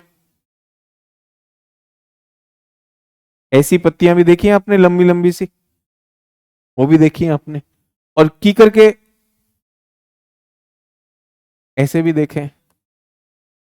तो मैं बायोलॉजी तो पढ़ा नहीं रहा हूं, मैं पढ़ा रहा हूं ये सारे पत्ते, ये पत्तों का सारा ड्रामा क्या है, पानी, पानी बहुत है तो ऐसा चलेगा, पानी बहुत है तो पत्ती चौड़ी चलेगी, पानी कम हो जाता है तो पत्तियां क्या होने लगेंगी, पतली होने लगेंगी, छोटी छोटी आने लगेंगी, और यहां तो एकदम सुई नुमा हो जाती है, ठीक है। अब ये जो पेड़ है बच्चों, ये वाले पेड़, ये दो तरह के हो सकते हैं, सदा बहार पेड़, और क्या है हमारे पास, पर्णपाती पेड़, दो तरह के पेड़ है, सदाबहार पेड़ और पर्णपाती पेड़। सदाबहार क्या होता है, सदाबहार वो होता है जिस पेड़ की पत्तियां गिरती नहीं, वो सदाबहार है। तो अगर वैज्ञानिक आधार पे देखा जाए तो कोई भी पेड़ पूर्ण रूप से सदाबहार नहीं हो सकता, ठीक है। जब हम मृदा पढ़ रहे थे, मृदा का ऊपरी परत जीवांश याद है, जीवांश क्या होता है, मृत पत्तियां, ये सारी चीज जिसको लेटर हम कहते हैं। तो ये होता क्या है कि ये पादप और जीव अपने अंदर जो है बहुत सारी चीजें समेट लेते हैं, उर्वरक पोषक तत्व हैं, तो ये सब मरेंगे, नीचे गिरेंगे, गल के क्या बनेंगे, खाद बनेंगे, और फिर वापस आ जाएंगे। पत्ते को तो गिरना ही गिरना है, पत्ते को गिरना ही गिरना है, जैसे मनुष्य जिसने जन्म लिया वो मृत्यु होती कि नहीं होती। लेकिन कुछ क्षेत्रों में ऐसा होता है कि पत्ते जो हैं हर वर्ष नहीं झड़ते, 3 से 4 वर्षों तक लगा रहेगा पत्ता।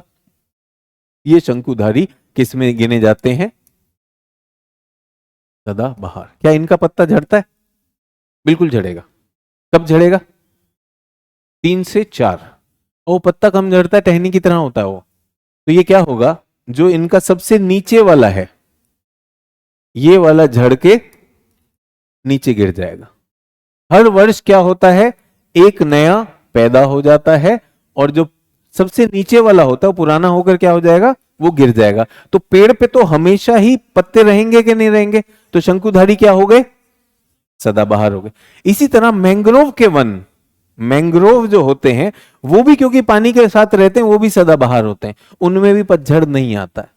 पतझड़ किस में आता है, जो आपके और हमारे क्षेत्र में, हम टीक की बात कर लें, आम की बात कर लें, अमरूद की बात कर लें, जो आप लोग देखते हैं जामुन, ये सारे ऐसे हैं कि एक विशिष्ट ऋतु में, खासकर गर्मी जब ज्यादा होती है और जल की मात्रा कम होती है, तो ये पेड़ क्या करते हैं, लगभग अपने सारे के सारे पत्तियों को झाड़ देंगे।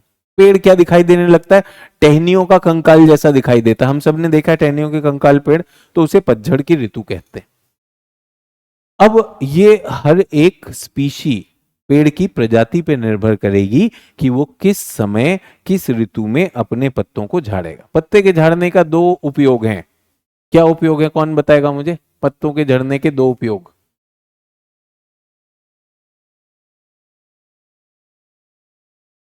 पहला, पेड़ को जल संयोजन में मदद करते हैं। जब जल तनाव होता है तो क्या करते हैं? रोकते हैं। ठीक है। और दूसरा, उस क्षेत्र के जो खनिज पदार्थ हैं, पोषक तत्वों का चक्रण करने में मदद करते हैं। दो कारण समझ में आया? तो हर पेड़ के पत्ते झड़ते हैं, यानी पेड़ सारे के सारे क्या होते हैं? पर्णपाती होते हैं। पेड़ सारे क्या होंगे? पर्णपाती होंगे। बट उनके पर्णपाती होने पर उनकी अलग अलग ऋतु हो सकती है, अलग अलग समय हो सकता है, और कुछ क्या होंगे? लंबी अवधि तक गिरेंगे। ये वाला तो बहुत ही खास मैंने आपको बताया, ऊपर से बढ़ता रहेगा, नीचे का एक एक परत गिरती रहेगी। तो पेड़ दिखने में क्या दिखाई देगा?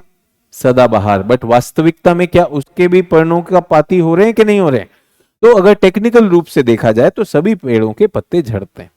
अब पेड़ों से बनते हैं वन। पेड़ों से बनते हैं वन। अब वनों के दो प्रकार होते हैं, एक होता है सदाबहार वन और एक होता है पर्णपाती वन। तो सदाबहार वन में भी तो पेड़ ही हैं, पेड़ सारे पर्णपाती होते हैं, तो फिर वन कैसे सदाबहार हो गया? तो पर्णपाती जब अपने पत्ते झाड़ेंगे तो एक समय में पूरे के पूरे जंगल के पेड़ों के पत्तियां नहीं झड़ती हैं।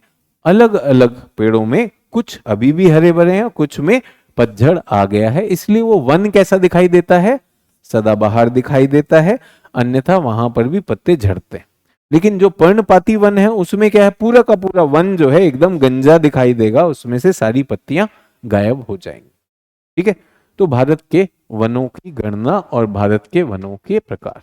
अब ये एक वन है, ये क्या है? ये एक वन है।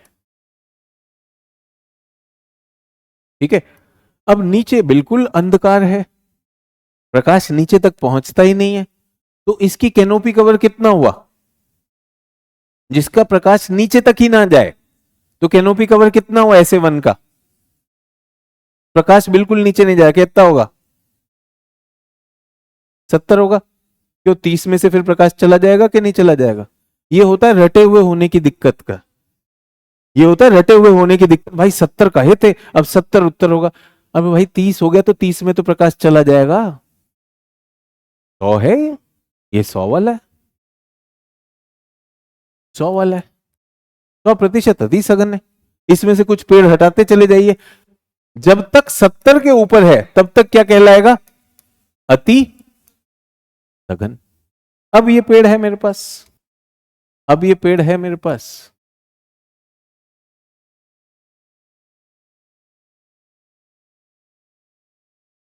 अब नीचे कुछ आता दिखाई दे रहा है, नीचे कुछ आता दिखाई दे रहा है, और नीचे आएगा तो नीचे जो वनस्पति है वो भी घास वास भी उगेगी इसमें। इसमें आपने सुना है कोई घास भी नहीं उग सकती, इसमें तो नीचे उग सकती है कि नहीं उग सकती है? तो अगर ये 40 से 70% तक है तब ये क्या है? मध्यम सघन, मध्यम सघन। और 40 से कम है तो खुला वन।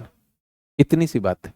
तो जब हम चित्रण नहीं करते हैं, हम जो सिर्फ नोट्स लिख लेते हैं, अच्छा 100 से ऊपर ये, यहां सबको दिखाई दे रहा था लेकिन बोलने की हिम्मत नहीं है। अभी जब पानी प्रकाश नीचे नहीं जाए तो कितनी है छत्र छाया? कैनोपी 100 है, 100 है कि नहीं? अच्छा, ये वृक्ष हटते क्यों है? क्योंकि हम काट देते हैं। नहीं, जरूरी नहीं हम काट दें। वहां नदी बह रही है, अमेजन नदी जहां बह रही होगी तो वहां पर वृक्ष नहीं होंगे ना, तो अपना प्रकाश नीचे तक जाएगा। क्या पेड़ों को कोई बीमारी लग सकती है? पेड़ों में कीट अटैक हो सकता है, हो सकता है। वनों में आग लग सकती है। तो हमेशा ये नहीं सोचना। इसीलिए मैं कह रहा हूं, जब बच्चे पढ़ के आते हैं सिर्फ किताबी नॉलेज होती है, उनसे पूछो कि वन खुले क्यों हैं या ज्यादा क्यों है, कम क्यों है? सिर्फ मनुष्य ने जाके काटे होंगे। अभी मनुष्य नहीं था तब भी तो प्रकार हो सकते हैं। उस क्षेत्र की मृदा का ह्रास हो रहा है, उस क्षेत्र में बहुत सारी चीजें हो रही हैं, तो कुछ जगह पर क्या होंगे? सघन होंगे, कुछ जगह पे मध्यम सघन होंगे, कुछ जगह पर खुले वन होंगे। ठीक है। और जितनी ज्यादा सघनता होगी उतना ज्यादा इकोसिस्टम मजबूत होने वाला है। इकोसिस्टम क्या होने वाला है? मजबूत होने वाला। वहां ज्यादा जैव विविधता होने वाली। समझ में आ गया? डन। आगे बढ़ते हैं, कहां पर पहुंचे? ये हो गया।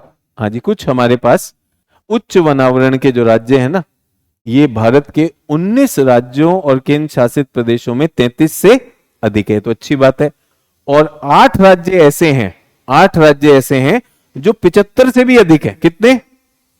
75 से। इनमें कौन से हैं पढ़ूं? मिजोरम, लक्षद्वीप, अंडमान, अरुणाचल, नागालैंड, मेघालय, त्रिपुरा, मणिपुर। हैरानी तो नहीं है? यहीं पर होगा ना सर, यहां मनुष्य कम है तो इसलिए हमारे, तो पूर्वोत्तर में मुझे तो ये दिखाई देता है, जो मैंने मानचित्र बनाया, ये जो मैंने मानचित्र बनाया, यहां पर मुझे लिख देना चाहिए 70% फॉरेस्ट कवर बाई परसेंटेज। अपने राज्य के प्रतिशतता की दृष्टि से पूरे के पूरे पूर्वोत्तर में, पूरे के पूरे पूर्वोत्तर में 75% से ज्यादा क्षेत्रफल किसमें है? किसमें है? वनों से ढका हुआ है। इसमें अपवाद कौन है? असम, त्रिपुरा। तो अगर आपको बाकी याद नहीं रखने, आप अपवाद याद रख लो। असम त्रिपुरा को छोड़कर बाकी सब में 75% से अधिक है। ये दिमाग में याद रखने के तरीके हैं, और उसका कारण भी है। असम में मैदान है, हमारी ब्रह्मपुत्र का मैदान हो गया, और त्रिपुरा में हमारा पूरा बांग्लादेश से वो डेल्टा शुरू होता है। आपने देखा बराक नदी आ रही है लखीपुर के पास से, और वहां पर हमने उसके बाद वो मेघना भी बनानी है, होशियारी और वो सब मिलकर। तो जो भी चीजें पढ़ाई हैं उससे जोड़ते चले जाइए, चीजें जुड़ जाएंगी। डन? चलिए जी, अब इतना भी हो गया। अब हम आते हैं किताब पर। अब भारत के वनों की मात्रा होगी। अच्छा, भारत में एक और चीज रह गई, मैंग्रोव वन जरूर लिख लीजिएगा। भारत का कुल क्षेत्रफल का 0.15% क्या है? Mangrove one. मैंग्रोव वन क्या होते हैं? विशेष वन होते हैं। किसकी बात कर रहे हैं हम? मैंग्रोव। ठीक है। मैंग्रोव क्या है? एक प्रकार का वृक्ष वनस्पति। ठीक है। इनसे क्या बनते हैं? वेलांचली व अनूपवन बनते हैं। क्या बनते हैं? Littoral and swampy forest. Mangrove ये क्या है? एक इकोटोन है। इकोटोन दो पारितंत्रों के मध्य पाया जाने वाला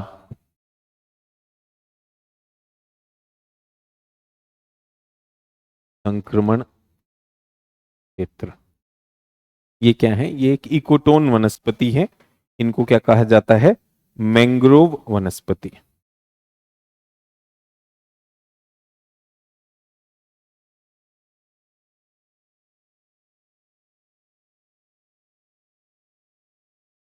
डन?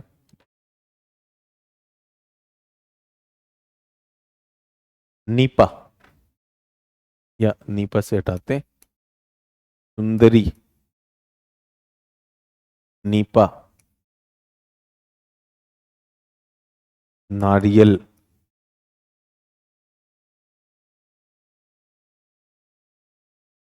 कैज्यूरिना,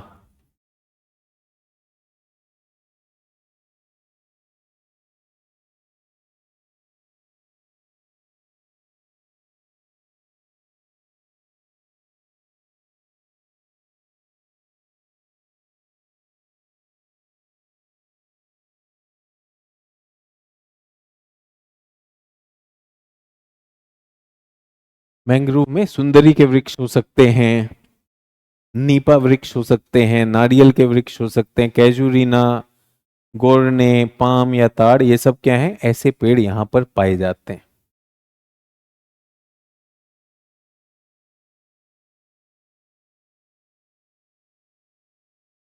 ये हमारा सागरीय क्षेत्र,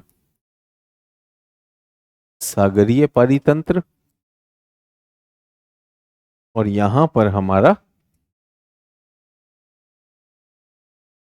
तलीय पारितंत्र।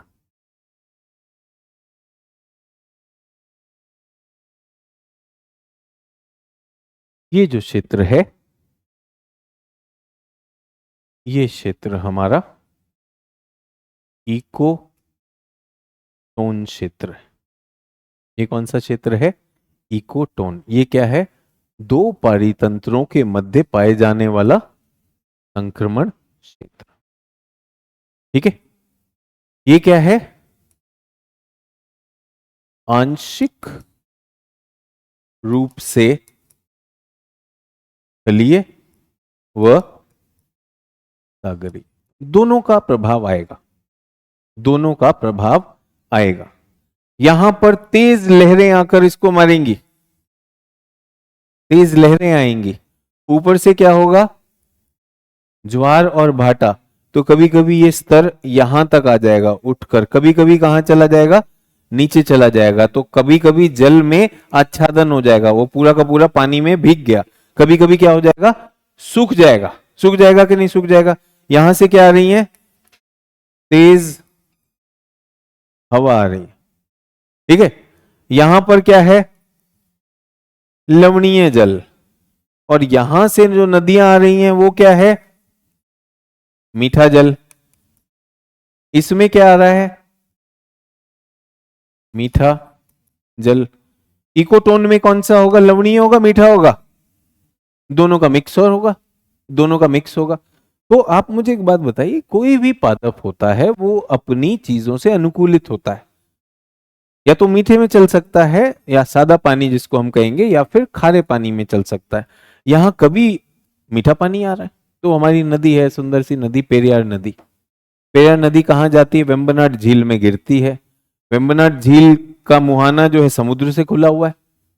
तो समुद्र से खुला हुआ है तो पानी कौन सा आ रहा है? समुद्र का पानी आ रहा है। और इधर से पेरियार नदी क्या लेकर आ रही है? मीठा पानी लेकर आ रही है। तो वो जो वहां की मछली है वो तो पगला चुकी है। मीठे पानी की मछली को अगर आप रोहू कटला को नदी से उठा के समुद्र में डाल दीजिए, मर जाएगी। आप सामन और बॉम्बे डक को उठा के नदी में डाल दीजिए, वो मर जाएगी। क्योंकि नदियां क्या हैं? वो क्या हैं? वो अपने मीठे और उससे जुड़ी हुई हैं। सामन तो फिर भी चल जाती है, एनोड्रोमस है।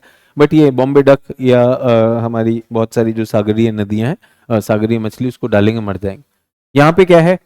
मछली लवणीयता को भी झेलेगी। ठीक है, दूसरा यहाँ के पादप भी। तो आप यूं समझिए कि सागर का क्या चल रहा है? निम्न ज्वार। तो सागर का पानी तो बाहर जा रहा है और नदी का पानी आ रहा है। तो उस समय उस क्षेत्र की लवणीयता क्या हो जाएगी? कम हो जाएगी। अब उच्च ज्वार है और वर्षा होने, नदी से पानी नहीं आ, उन दिनों क्या है? ज्यादा सागरीय है। ऐसे ही कुछ चिल्का में भी है।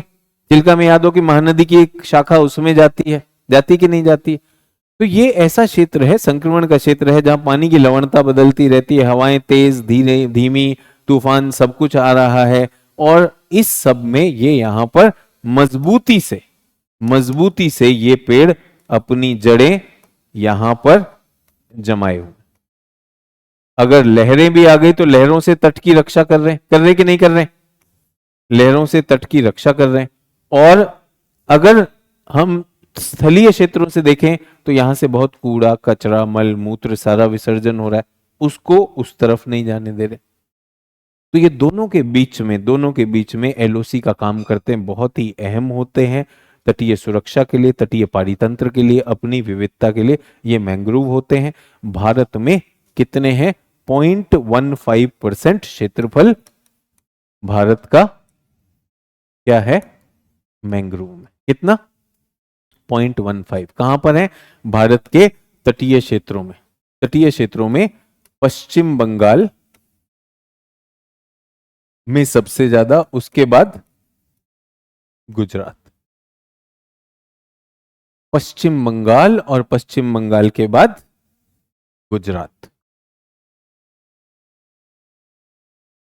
तो मैंने दो नाम आपको बताए थे, एक तो सुंदरबन बताया, दूसरा कोरिंगा बताया। ऐसे हैं कि नहीं?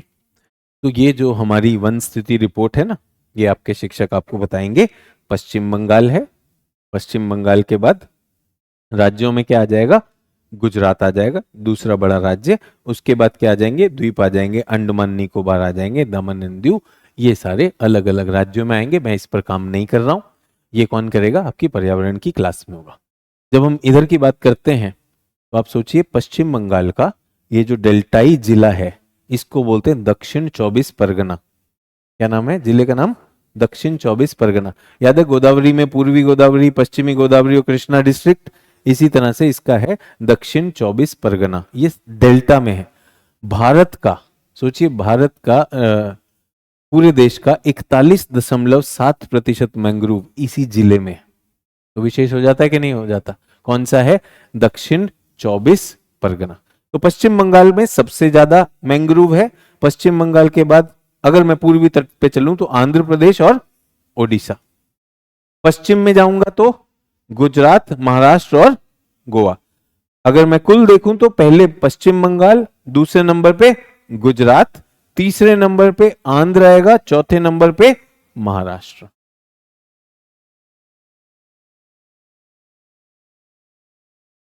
आंध्र प्रदेश और महाराष्ट्र, प्लस हमारे द्वीपों पर तो है ही है।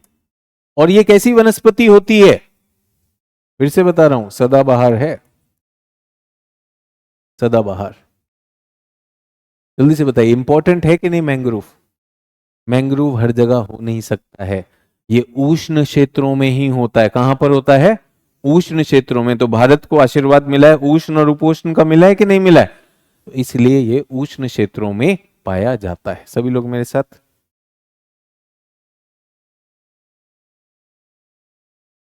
तो मैंग्रोव का भी परिचय दे दिया है। मैंग्रोव के बारे में आंकड़ा और सारी चीजें कौन कराएगा, पर्यावरण का शिक्षक कराएगा, बट मेरा काम उसका वितरण और बाकी चीजें आपको बताना।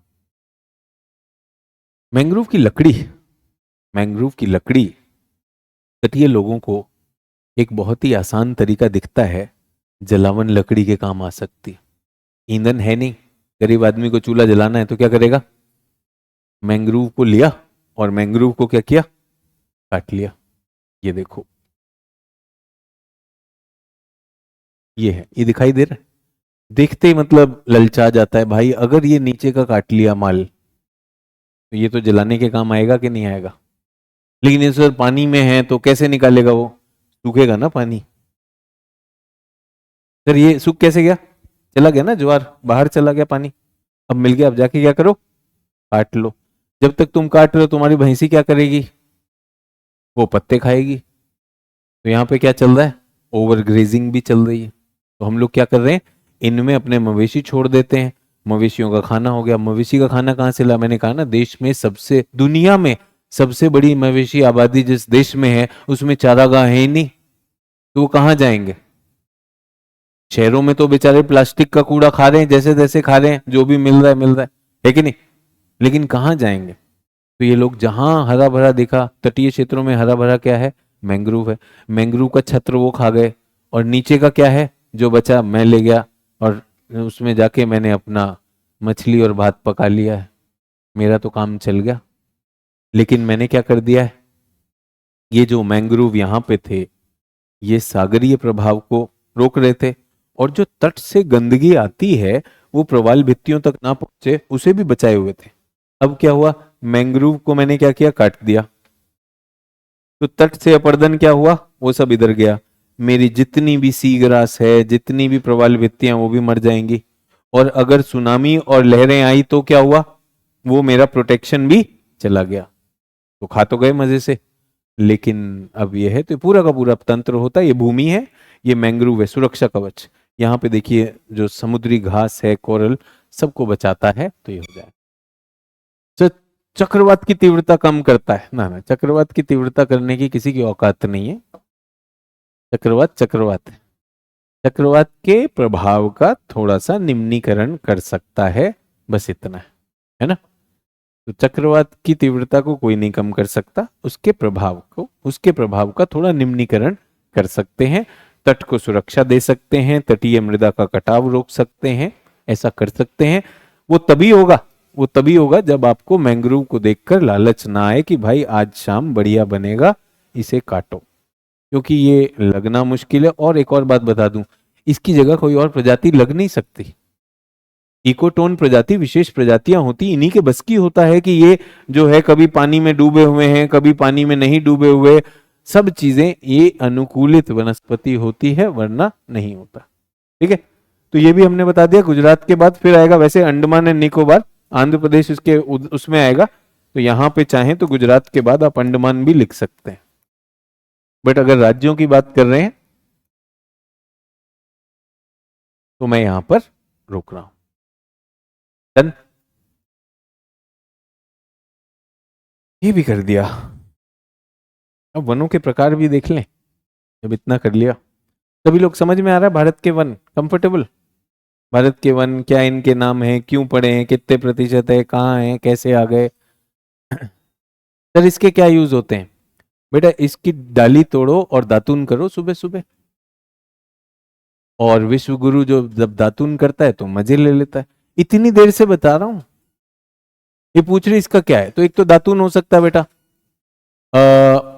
इसका सुखा के पीस लीजिए और फर्जी वैद्य बन के चूर्ण बेचना शुरू करिए कि अगर आपके पेट में दर्द हो रहा है, उल्टियां लगी हैं, नजला हो गया है, बवासीर हो गया है, इन सब के लिए चूर्ण ले लें। उस चूर्ण की कोई वैधता नहीं होगी, पुड़िया वाले बाबा बन जाना। अभी बता रहा हूं, पूरा का पूरा पारिस्थितिकी रोल है। इकोटोन, यहाँ मछलियों का आवास है। मछलियों को क्या मिलता है? आवास मिलता है। मछलियों का, कछुओं का, सागरीय प्रजातियों का आवास है, हमारे तट की रक्षा कर रहे हैं। ठीक है, उसके अलावा क्या कर रहे हैं? तटीय प्रभाव को भूमि पे नहीं आने दे रहे, वहां से प्रदूषण का नियंत्रण कर रहे हैं, एक तरह से फिल्टर हैं, स्पॉन्ज हैं। सर इसके क्या यूज होते हैं? बेटा यूज तो यही है, कोविड का भी उपचार इससे हो सकता है। गिलोय खत्म हो जाए, पूरे देश की गिलोय अगर आप चबा जाओ, सुबह सुबह बाबा ने चबा दी है, कपालभाति के बाद अगला क्या करेंगे? ये ले लेंगे। ठीक है, इसका चूर्ण भी ले सकते हैं, और अगर इसके चूर्ण में गौमूत्र मिक्स कर दिया तो उसकी वैल्यू बहुत ज्यादा बढ़ सकती है। आपकी त्वचा के लिए भी उसको गोरा बना देगा, गोरेपन की सारी क्रीम फेल हो जाएंगी। ये व्हाट्सएप पे भी आया नहीं है, नोट कर लो, डाल देना अपने परिवार में, देखो भीड़ लग जानी है कि मैंग्रोव है किधर। ठीक है, तो ये हुआ आपके लिए। सर इसके यूज बता दो। डन। और इसके यूज तो किताब में भी लिखे होंगे, एनसीईआरटी में भी। अगर एनसीईआरटी में पढ़ के अगर आपकी आंखों में पानी नहीं आया मैंग्रोव को, तो मेरे ख्याल से अब आ गया होगा। बाकी मैंने कहा फेशियल के लिए बढ़िया बना। 20वीं सदी की शुरुआत में भारत में लगभग 30% भूमि वनों से ढकी थी। बताओ 30 से अब कितने हो गए हम? 25। चले गए कहाँ? वही वही चूर्ण में लग गए। तो ये कोई 21 में मेरा छात्र कोई पास हुआ होगा, तो वो अपने इस तरह से नोट्स बना के रख लेते हैं। 2021 का ये डेटा है, 21 में नहीं हुआ होगा, उसके बाद हुआ होगा, क्योंकि 21 का तो डेटा ही बाद में आया होगा। तो इस तरह के आप भी अपने नोट्स बना सकते हैं, कहाँ पर क्या है, कितना है। ये कुछ मेरी क्लास से हो गया, और कुछ किससे हो गया? पर्यावरण की क्लास से। ये जो लाल क्षेत्र है, जो मैंने कहा विश्व के गर्म क्षेत्रों में ही पाए जाते हैं। ऐसा नहीं कि मैंग्रोव हमारे ही पास है, विश्व में और भी बहुत जगहों पर है। तो ये विशेष होता है। ये क्या होता है? ये विशेष होता है। ये मैंग्रोव हो गए। अब आ गए हम फॉरेस्ट रिसोर्स। ये जो हमारी वन स्थिति रिपोर्ट बता रही है, क्या बता रही है? कि हमारे वनों में इजाफा हुआ है, वो मैंने आपको लिखवा दिया है। और वनों में जो आग लगती है, ये कह रहे हैं कि उसमें भी कमी आई है। कौन इस पे नियंत्रण कर रहा है? हमारे वन क्षेत्र नियंत्रण कर रहे हैं। ठीक है। डन। अब हम क्या करने वाले? अब हम इसका आखिरी पार्ट करने वाले, जो किताबों में काफी बोर करता है हमें। तो इसका वर्गीकरण, भारत के वनों का वर्गीकरण करते हैं। किसने किया? चैंपियन एंड सेठ ने किया। चैंपियन एंड सेठ, revise survey of forest type of India, ओए ओए, 1968। भारत के वन प्रकार।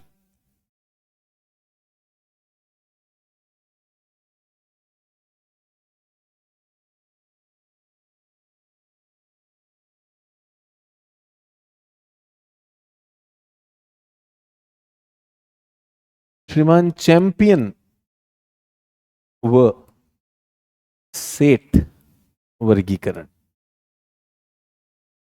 डन। पहली बात तो हमें बहुत ज़्यादा इसको करने की ज़रूरत नहीं है, और वैकल्पिक विषय ज़्यादा करता है, लेकिन हमें इसको एनसीईआरटी स्तर का तैयार करना है, एनसीईआरटी स्तर का तैयार करना है। तो जब ये वर्गीकरण किया गया, तो इस वर्गीकरण का मैं आपको बताना चाहता हूं कि इसको मोटे मोटे 5 तरह से हम अपने अपने वनों को बांट सकते हैं। वनस्पति को, भारत की वनस्पति को कैसे बांटा जा सकता है? 5 श्रेणियों में बांटा जा सकता है। तो चैंपियन एंड सेट पढ़ देते, इसको भी छोड़ दीजिए, इसी में जाते हैं बेसिक सिद्धांत में। मूल सिद्धांत में ही हूं। 3 चीजें काम करती है, मृदा, जल और ताप।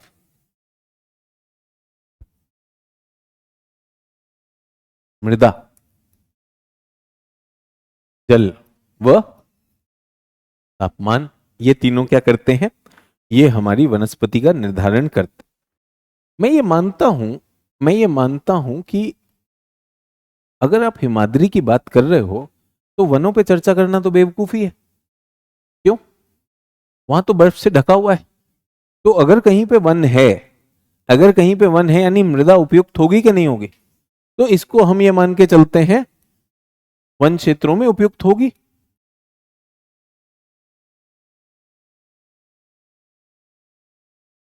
तो बदलेगा क्या? बदलता है तापमान और जल की मात्रा, और ये जलवायु की दिशा से बदल जाती है कि नहीं बदल जाती? ठीक है। तो पहले देखते हैं तापमान। तापमान किससे पता चलता है? भारत में तापमान का अंतर किससे पता चलेगा? अक्षांश से। भारत का तापमान किससे पता चलेगा? अच्छा, अब भारत को एक बार फिर से बना लेते हैं। ये मूल सिद्धांत है, इसमें घबराना नहीं है। और जैसा कि मैंने कहा, जो लोग कर रहे हैं वो तो कर ही रहे हैं, और आपको ये इसका मेरे ख्याल से ये स्क्रीन भी मिल जाता है। बट मैं चाहता हूं इस समय आप थोड़ा सोचें। मैंगो फेस्टिवल से आम लूटना नहीं है, सोचना है ना। ये क्या है? कौन सी रेखा? कर्क रेखा। ये कितना है? 37 डिग्री। ठीक है। यहां कहीं पर क्या होगा? 30 डिग्री, ऐसे ही होगा। 30 थोड़ा और नीचे कर लो, वैसे तो यहीं कहीं पर आएगा। इसको हम 30 डिग्री भी मान लें। और यहां पर क्या होगा? 0 डिग्री। तो भारत भारत कैसा देश है? उष्ण उपोष्ण देश। अधिकांश भारत क्या है? उष्ण और उपोष्ण। उष्ण और उपोष्ण क्या होता है? गर्म होता है, ठंडा होता है, या बर्फीला होता है? तो भारत मोटे तौर पर गर्म है। इस वाले में तो क्या है? शीत होता ही नहीं है, सर्दी कभी पड़ेगी ही नहीं। और यहां पर क्या होगा? छोटी शीत ऋतु, वरना वो भी ऐसे ही रहेगा। यहां पे तापमान कितना रहता है? 24 से 27। यहां पर कितना रहता है? 24 से 26। शीत ऋतु में कम होगा। तो मुझे बताइए, मोटे तौर पर भारत की वनस्पति को तापमान की दृष्टि से अच्छा तापमान मिल रहा है कि नहीं मिल रहा है? आप समझिए, मैं बिंदु ए पर रह रहा हूं। तापमान की दृष्टि से मेरी स्थिति क्या है? 24-26। बी पर 24-26। सी पर 24-26। डी पर अधिकांशतः 24-26, सर्दी में थोड़ा बहुत कम होगा। ई पर वही 24-26, सर्दी में कम होगा। तो तापमान की दृष्टि से अगर देखा जाए, A B C D E में बहुत अंतर नहीं होता। मृदा हमने मान ली है। तो फिर भारत की वनस्पति में इतनी विविधता कौन ला रहा है? जल लेकर आ रहा। तो भारत में अगर हमें वनों को देखना है कि वनों को बदलने वाला कारक कौन है, तो वो कौन है? जल। ठीक है। अब स्कूल में आप सोचिए, स्कूलों में आपको बहुत सारे शिक्षक मिले, बहुत सारे शिक्षक मिले, क्या सभी सेम प्रभाव के थे?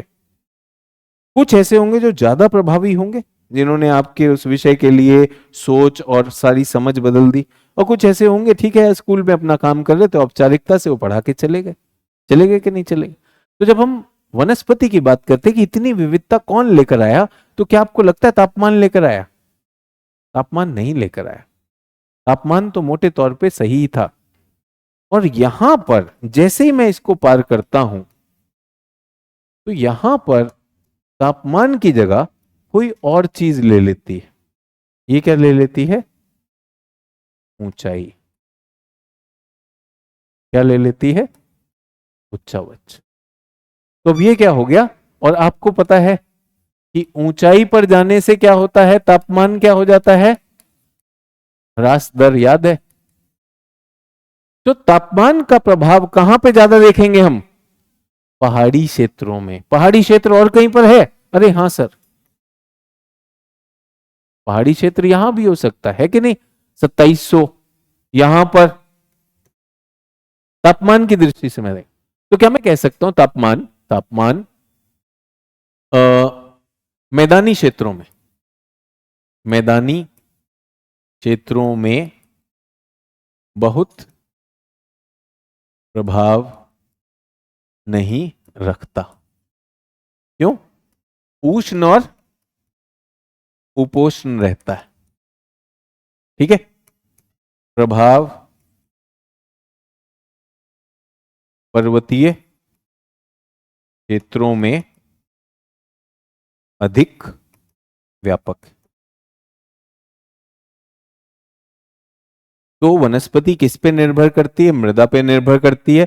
मृदा, हमने कहा मृदा तो उपयुक्त होगी तभी वनस्पति, अगर नहीं है तो नहीं है। अब हम देख रहे दो और कारक, तापमान और वर्षा। तो भारत में जो विविध विविध वनस्पति है उसका कारक कौन है? तापमान है। तापमान चाहिए चाहिए, बट मोटे तौर पे हम गर्म देश हैं, उष्ण और उपोष्ण हैं। केवल पर्वतीय क्षेत्रों में जाकर हमारे नाम क्या हो जाएंगे? तब प्रभाव तापमान का आने लगेगा। तो सर फिर वर्षा का प्रभाव कैसे पता चलेगा? वर्षा का प्रभाव आप जानते हो, ये 100 सेंटीमीटर याद है, यहां पर 100 है, तो ये क्या हो गया? 100 प्लस, ये क्या हो गया? 100 माइनस।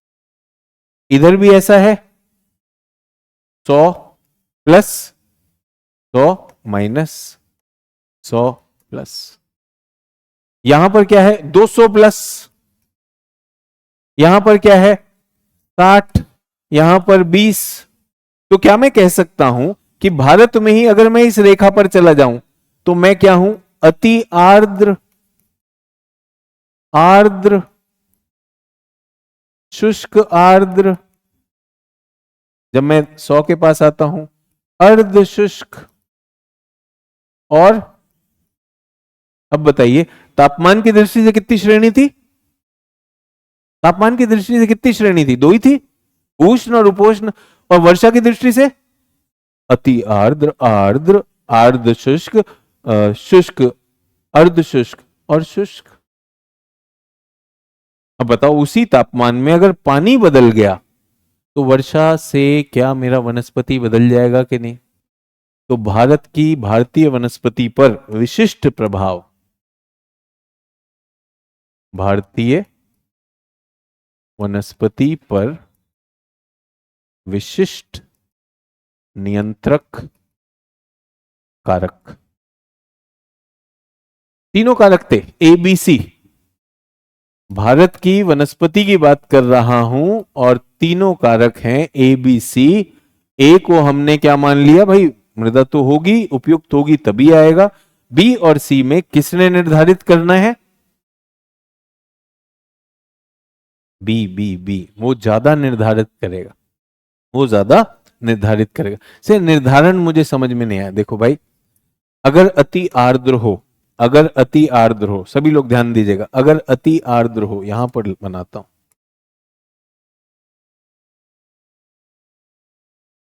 कहां रखा हमने? यहां पर हो ना, सर्वेक्षण हो रहा है,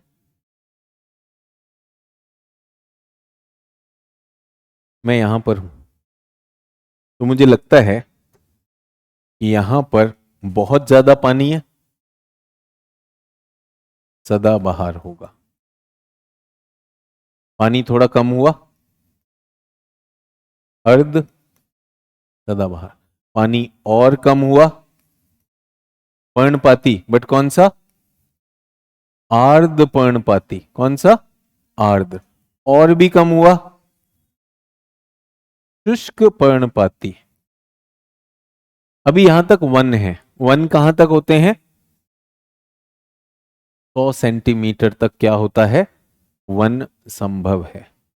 जब आप 100 के नीचे चले जाते हो तो अब वनस्पति में वन संभव नहीं है। तो यहां पर क्या आएगा? कांटेदार वनस्पति, झाड़ी आ गई। और यहां पर क्या आ जाएगा? मरु या नागफनी। अब बताइए मुझे, इन सब में तापमान तो सेम है कि नहीं? किसने बदल दी वनस्पति? वर्षा ने। कितने लोगों को समझ में आ गया नियम? आसान था। तो भारत में या कहीं पर भी किसी की भी वनस्पति के लिए 3 कारक अहम होते हैं। वहां की मृदा जो उनको खाना पोषक तत्व देगी, दूसरा पानी, और तीसरी चीज तापमान। उसके अलावा बाकी सारी चीजें वो छोटी मोटी चीजें, ये मूल होती हैं। भारत में हम पाते हैं कि तापमान की प्रभाविता कहां पर ज्यादा हो जाती है? ऊंचाई पर जाने पर। ऊंचाई पर जाने पर, अन्यथा क्या रहती है? अन्यथा ये रहती है तापमान का इतना कंट्रोल नहीं है। नियंत्रण किसके पास है? पानी के पास है। वर्षा बदल जाती। डन। तो इन्होंने 5 वृहत प्रकार बनाए। कितने बनाए?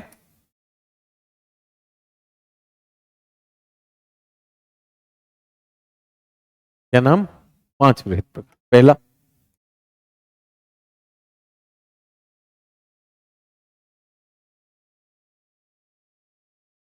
अगर हम श्रेणियों की बात करते हैं तो हमारे कौन से वन बने?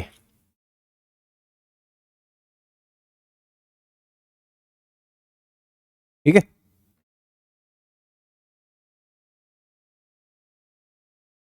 यहां से चल रहा हूं बच्चों, ABCD करने वाला हूं, ध्यान दीजिएगा।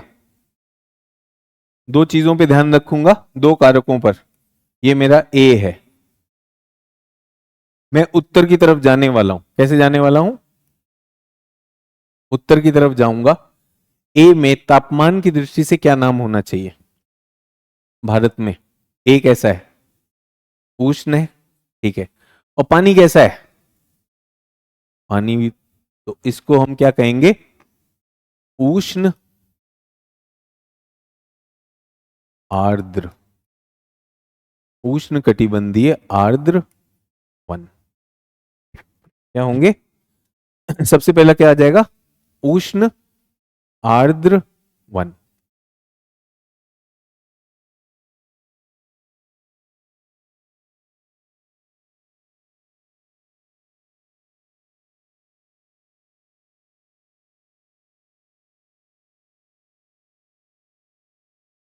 उष्ण शुष्क वन चलेगा।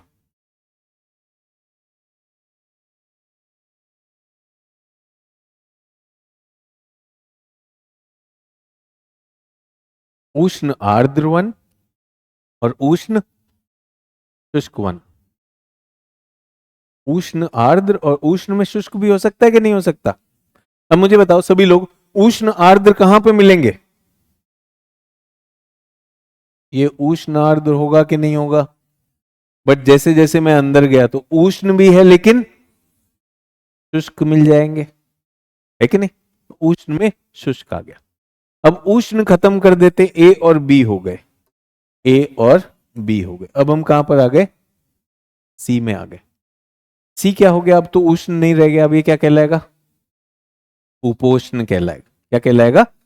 उपोष्ण कहलाएगा। तो जो लोग नहीं समझ पा रहे हैं, चैंपियन एंड सेठ का क्लासिफिकेशन है, कहीं हमने बना रखा है।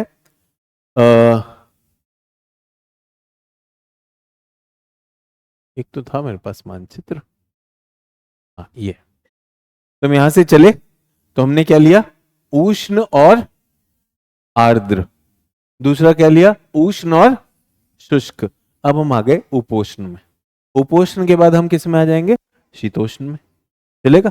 उपोष्ण। अच्छा मुझे बताइए, उपोष्ण में ही मेरे पास पर्वत भी तो है, तो क्या उपोष्ण में पर्वतीय प्रभाव होगा कि नहीं होगा? होगा। और शीतोष्ण में तो सारा ही पर्वत है, तो शीतोष्ण में भी होगा। ठीक है, तो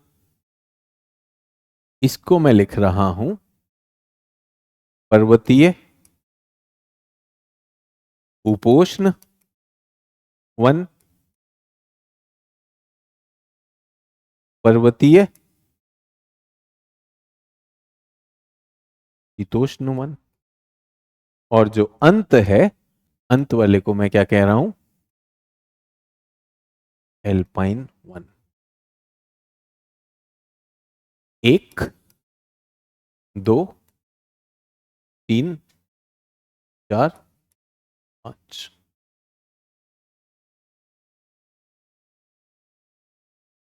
पांच याद करने में कोई दिक्कत? जल्दी से पांच बताइए क्या होगा बिना देखे हुए। पहले उष्ण आर्द्र, उष्ण शुष्क, उष्ण की दो वैरायटी हो गए। उसके बाद उपोष्ण और शीतोष्ण आने, बट क्योंकि वहां पर्वत का प्रभाव है तो पर्वतीय उपोष्ण और पर्वतीय शीतोष्ण। और तीसरा आखिरी क्या है? एल्पाइन। एल्पाइन में क्या होंगे? एकदम जो शंकुधारी होते हैं वो होते हैं, बहुत ऊंचे पे हो गए वो, उसमें चले जाने वाला। Done, easy to remember. अब इसको और आगे करते हैं। अब इन्होंने ये तो रखे रखे, अब इसका आगे भी वर्गीकरण किया, और सारे तो नहीं करने बट इजी वाले करते हैं। ठीक है, एक एक करके। तो इनको हम ऐसे लिख दें, 1 2 3 4 और 5।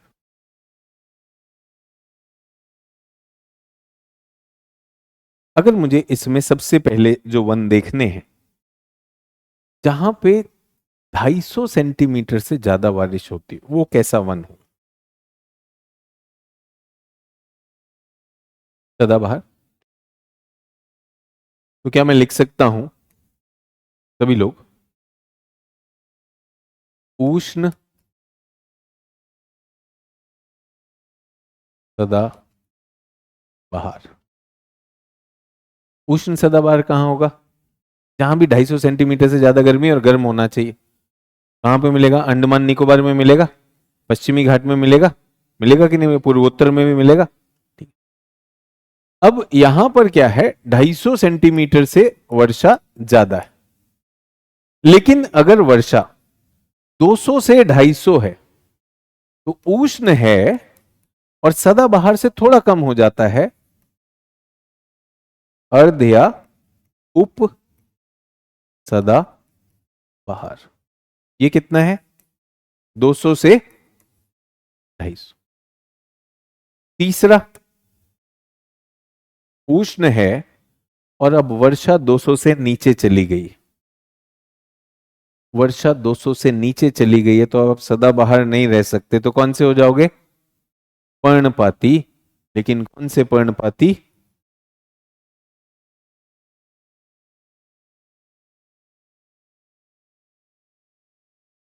100 से 200 सेंटीमीटर। वर्षा कम होती जा रही है, ये दिखाई दे रहा है। सदाबहार कहां पर? सदाबहार यहां पर, उसके बाद अर्ध सदाबहार, उसके बाद आर्द्र पर्णपाती, तीनों हो गए। जब तक आपकी वर्षा, जब तक आपकी वर्षा 100 सेंटीमीटर से ऊपर है और तापमान 24 से 27 डिग्री सेल्सियस वाला क्षेत्र है, जल उपलब्धता के आधार पर आप तीन प्रकार के वन हो सकते हो: उष्ण सदाबहार, अर्ध सदाबहार और आर्द्र पर्णपाती। आर्द्र पर्णपाती। अब एक रह गया इसमें, जो पानी के साथ ही रहता है,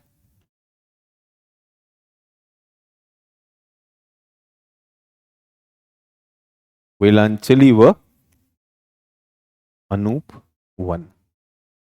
इनमें पानी की टेंशन नहीं है, क्योंकि ये तो समुद्र किनारे, पानी तो है ही, वर्षा आनी आनी है, वो क्षेत्र आपको बता दिए। तो 5 में से 4 और निकल आए। बना सकते हैं? याद करना आसान है या मुश्किल है? आसान है, उसी पे क्रम में करेंगे, साइंटिफिकली करेंगे तो हो जाएगा। अब किताब में इनमें नाम लिखे होंगे, किताब में क्या नाम लिखे होंगे भाई, इनके क्या उदाहरण होते हैं? एबोनी, मोहगनी, रोजवुड, सघन वन होते हैं, बिल्कुल प्रकाश तक नीचे नहीं चला जाता। यही चीज हमने विश्व भूगोल में भी की थी, सेम रहेगा, नाम वही आ जाएंगे, हमारी बुकलेट में दिए हुए हो जाएगा। ये क्रम आना चाहिए था, कैसे आएगा उस तरह से हो जाएगा। ठीक है, अर्ध सदाबहार के भी पेड़ लगभग वही रहते हैं, बस उसमें थोड़ा पानी कम हुआ है तो क्या होगा, वन थोड़े से खुल जाएंगे, वो 100% ना होकर थोड़े से खुलने लगेंगे, तो इतना आ जाएगा। कुछ एक दो और जुड़ जाएंगे, एक दो पौधे के नाम, कुसुम टाइप नाम जो है ऐड हो जाएगा। जब पर्णपाती पर आते हैं, आर्ध पर्णपाती, तो यहां पर बदल जाएगा, यहां पे आता है साल, टीक, सागौन, शीशम, ये नाम है। तीन तीन नाम पता होने चाहिए, हमने कई बार कर लिए, इनको बुक से कर लेंगे, एनसीईआरटी कर सकते हैं। ठीक है, अब इस पर आते हैं, और ये कहां पे बात हो रही है बच्चों, ये कहां की बात हो रही है, फिर से बता देना चाहता हूं जो लोग अभी क्षेत्र में घबराए हुए हैं कि कहां पर होगा।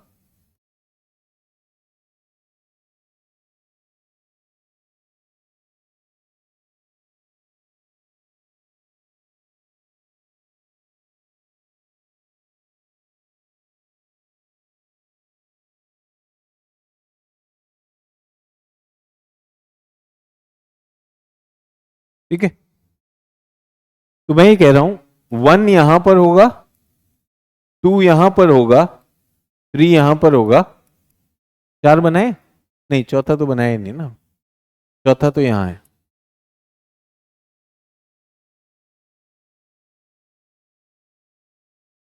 चौथा यहां भी होगा, बल्कि यहां तो 1 2 भी होंगे। ठीक है, यहां पर भी चौथा भी होगा, एक भी। फिर ये कैसे पता, ये ये वर्षा हो रही है, तो यहां पर क्या है, 100 से 200, 200 से, ऐसा ही सभी लोग सोच के मुझे बताइए, क्या इधर भी होगा, 1 2 3, 1 2 3 ऐसे हो जाएंगे कि नहीं हो जाएंगे, जहां भी आप जा रहे हो, 1 2 3।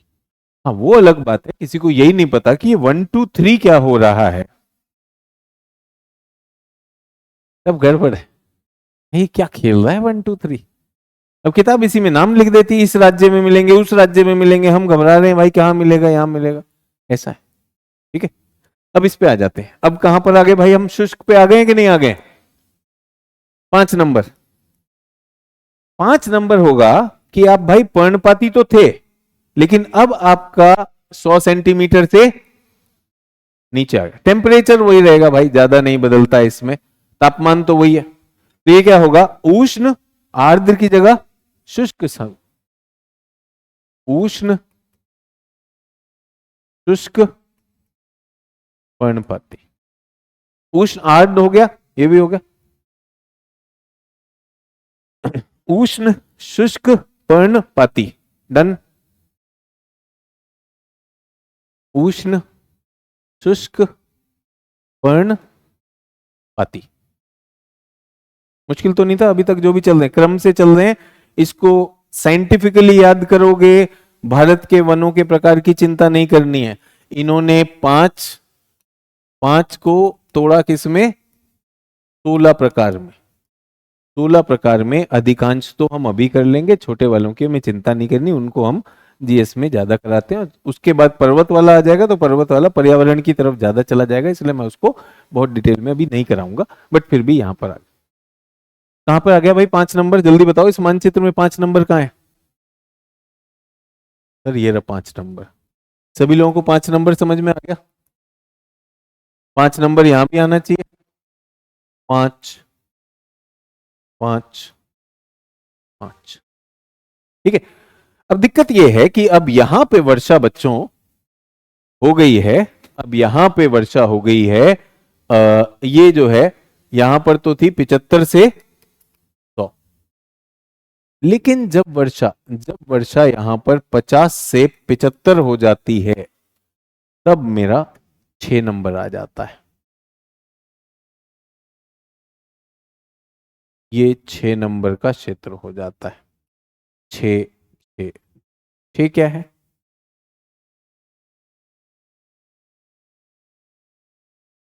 6 नंबर। यहां पर तो क्या था, 70 से 100 सेंटीमीटर। अब 6 नंबर पे आ रहा हूं। अब पेड़ नहीं रह सकता, तो उष्ण कटिबंधीय झाड़ी, ये क्या हो गया? Thorn forest. क्या है? Thorn forest. यहां पर कितनी है? 50 से 75 सेंटीमीटर। यहां पे झाड़ी क्षेत्र हो जाएगा। यहां पर क्या हो जाएगा? झाड़ी क्षेत्र होने वाला है। 5 6। सभी लोग स्क्रीन पर देखेंगे। ये जो गाढ़ा नीला है, ये क्या दिखाई दे रहा है? गाढ़ा नीला क्या दिखाई दे रहा है? सोच के बताइए। वन। वन। वन के साथ सटा हुआ 2। वन के साथ हमेशा सटा रहेगा 2। 2 के बाद ये सारा 3। ये देख लीजिए 3 3 3 3। ठीक है। 3 के बाद ये रंग, नहीं 4 नहीं है, सॉरी 4 तो हमारा यहां पे था ना। 4 4 4। सभी लोगों को 4 समझ में आ गए? अब आगे 5 नंबर। 5 नंबर कहाँ है? यहां पर 5 5 5 5। ठीक है। 5 क्या हो गया? 3 3 3 के बॉर्डर पर क्या है? 5। अब 3 के इधर क्या आ रहा है? ये तो बहुत ही घुसा हुआ है उसमें। 2 3 यहां पर आ रहा है हमारा 5। 5 के बाद ये क्या है? कांटे। समझ में आ गया सभी को? Okay. अब यूपीएससी एक बड़ा विशेष वो है जो इस मानचित्र में भी नहीं दिखाई दे रहा है, और बड़ी विशेष श्रेणी है, उस पर मैं क्लास खत्म करूंगा। उष्ण उष्ण सदा बहार वन। तो सदाबहार तो पानी चाहिए होता है। उष्ण में सदाबहार वन, और वर्षा कितनी? 100 सेंटीमीटर।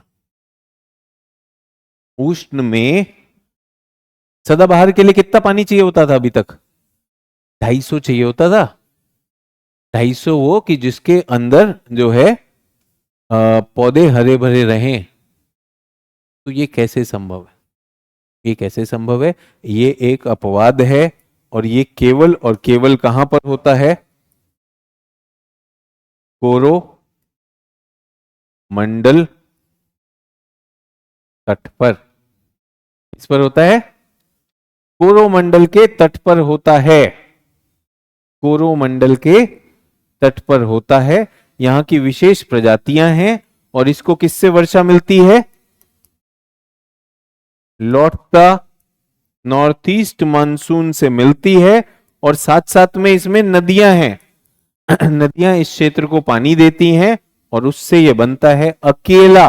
अकेला जहां पर आप उष्ण के साथ सदाबहार शब्द देखोगे। उष्ण, ये यहां पर था उष्ण, इसको क्या कहेंगे? ड्राई, वो कहते हैं, इसका नाम है हमारे पास tropical thorn, tropical dry evergreen, sorry. तो यहां पर उष्ण शुष्क सदाबहार लिखिए, क्योंकि यहां पर हमने ये नहीं किया था। ये उष्ण आर्द्र सदाबहार है, और ये वाला क्या है? क्योंकि यहां पर आर्द्र शब्द आ गया कि नहीं आ गया? ये यहां पर डन। तो कितने हो गए हमारे पास? 7 हो गए। 16 में से 7 हो गए, बाकी सब पर्वतीय हैं। पर्वतीय में हमें कुछ खास नहीं करना, ये सिर्फ सूची सूची है। पर्वतीय में क्या है? उपोष्ण चौड़े पत्तीदार, उपोष्ण मॉइस्ट हिल, और उपोष्ण सूखे एवरग्रीन। उपोष्ण चौड़े पत्तीदार उपोष्ण आर्द्र पर्वतीय और उपोष्ण शुष्क पर्वतीय सदाबहार।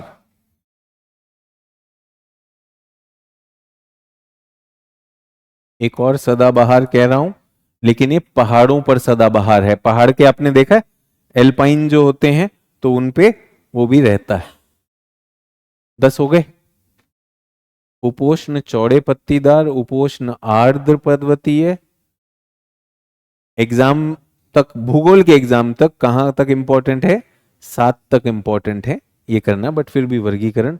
10 हो गए हम। कितने हैं? 16 हैं। 3 और बचे हैं। यहां पर आते हैं। पर्वतीय temperate, mountain wet temperate, Himalayan moist temperate, Himalayan dry temperate.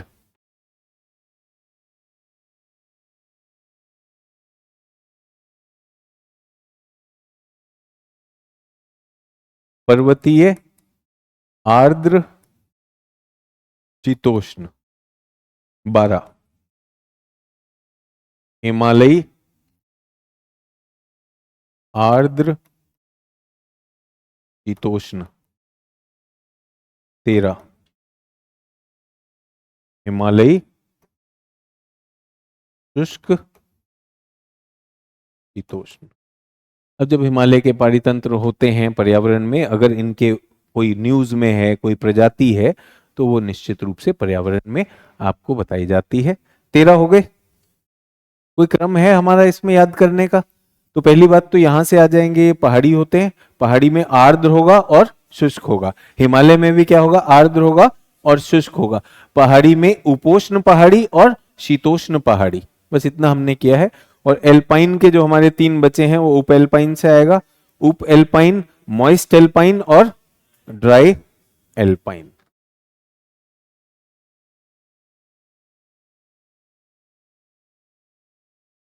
उप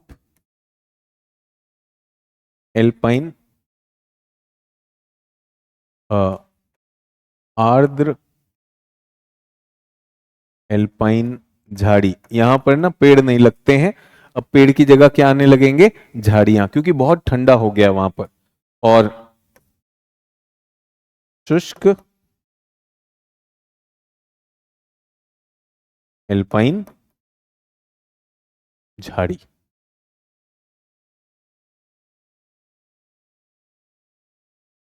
पर्वतों के प्रकार, सॉरी, इनके वो हो गए। पौधों के प्रकार जो हैं इसमें, कि यहाँ पे साल होता है, चंदन होता है, सुंदरी होता है, अबनूस होता है। ये होमवर्क कर लेंगे, हो जाएगा ये। तो आज हमने क्या किया? भारत की वनस्पति, वनस्पति को हमने स्टेट ऑफ फॉरेस्ट रिपोर्ट से भी देखा, उसके कुछ बेसिक सिद्धांतों से देखा, भारत में कहाँ फैले हुए हैं, किन राज्यों में हैं, और उनका वर्गीकरण किसके आधार पे किया? इसके आधार पर हमने उसे किया है मृदा, तापमान और वर्षा। मृदा को कांस्टेंट रखा, तापमान से बहुत ज्यादा प्रभावित नहीं होता जब तक कि ऊंचाई ना हो, तो उसमें हमने पर्वतीय और अल्पाइन किए, अन्यथा जल से हमने आर्द्र और शुष्क कर दिया। ठीक है, तो आज के लिए इतना ही, कल मिलता हूं। जय हिंद।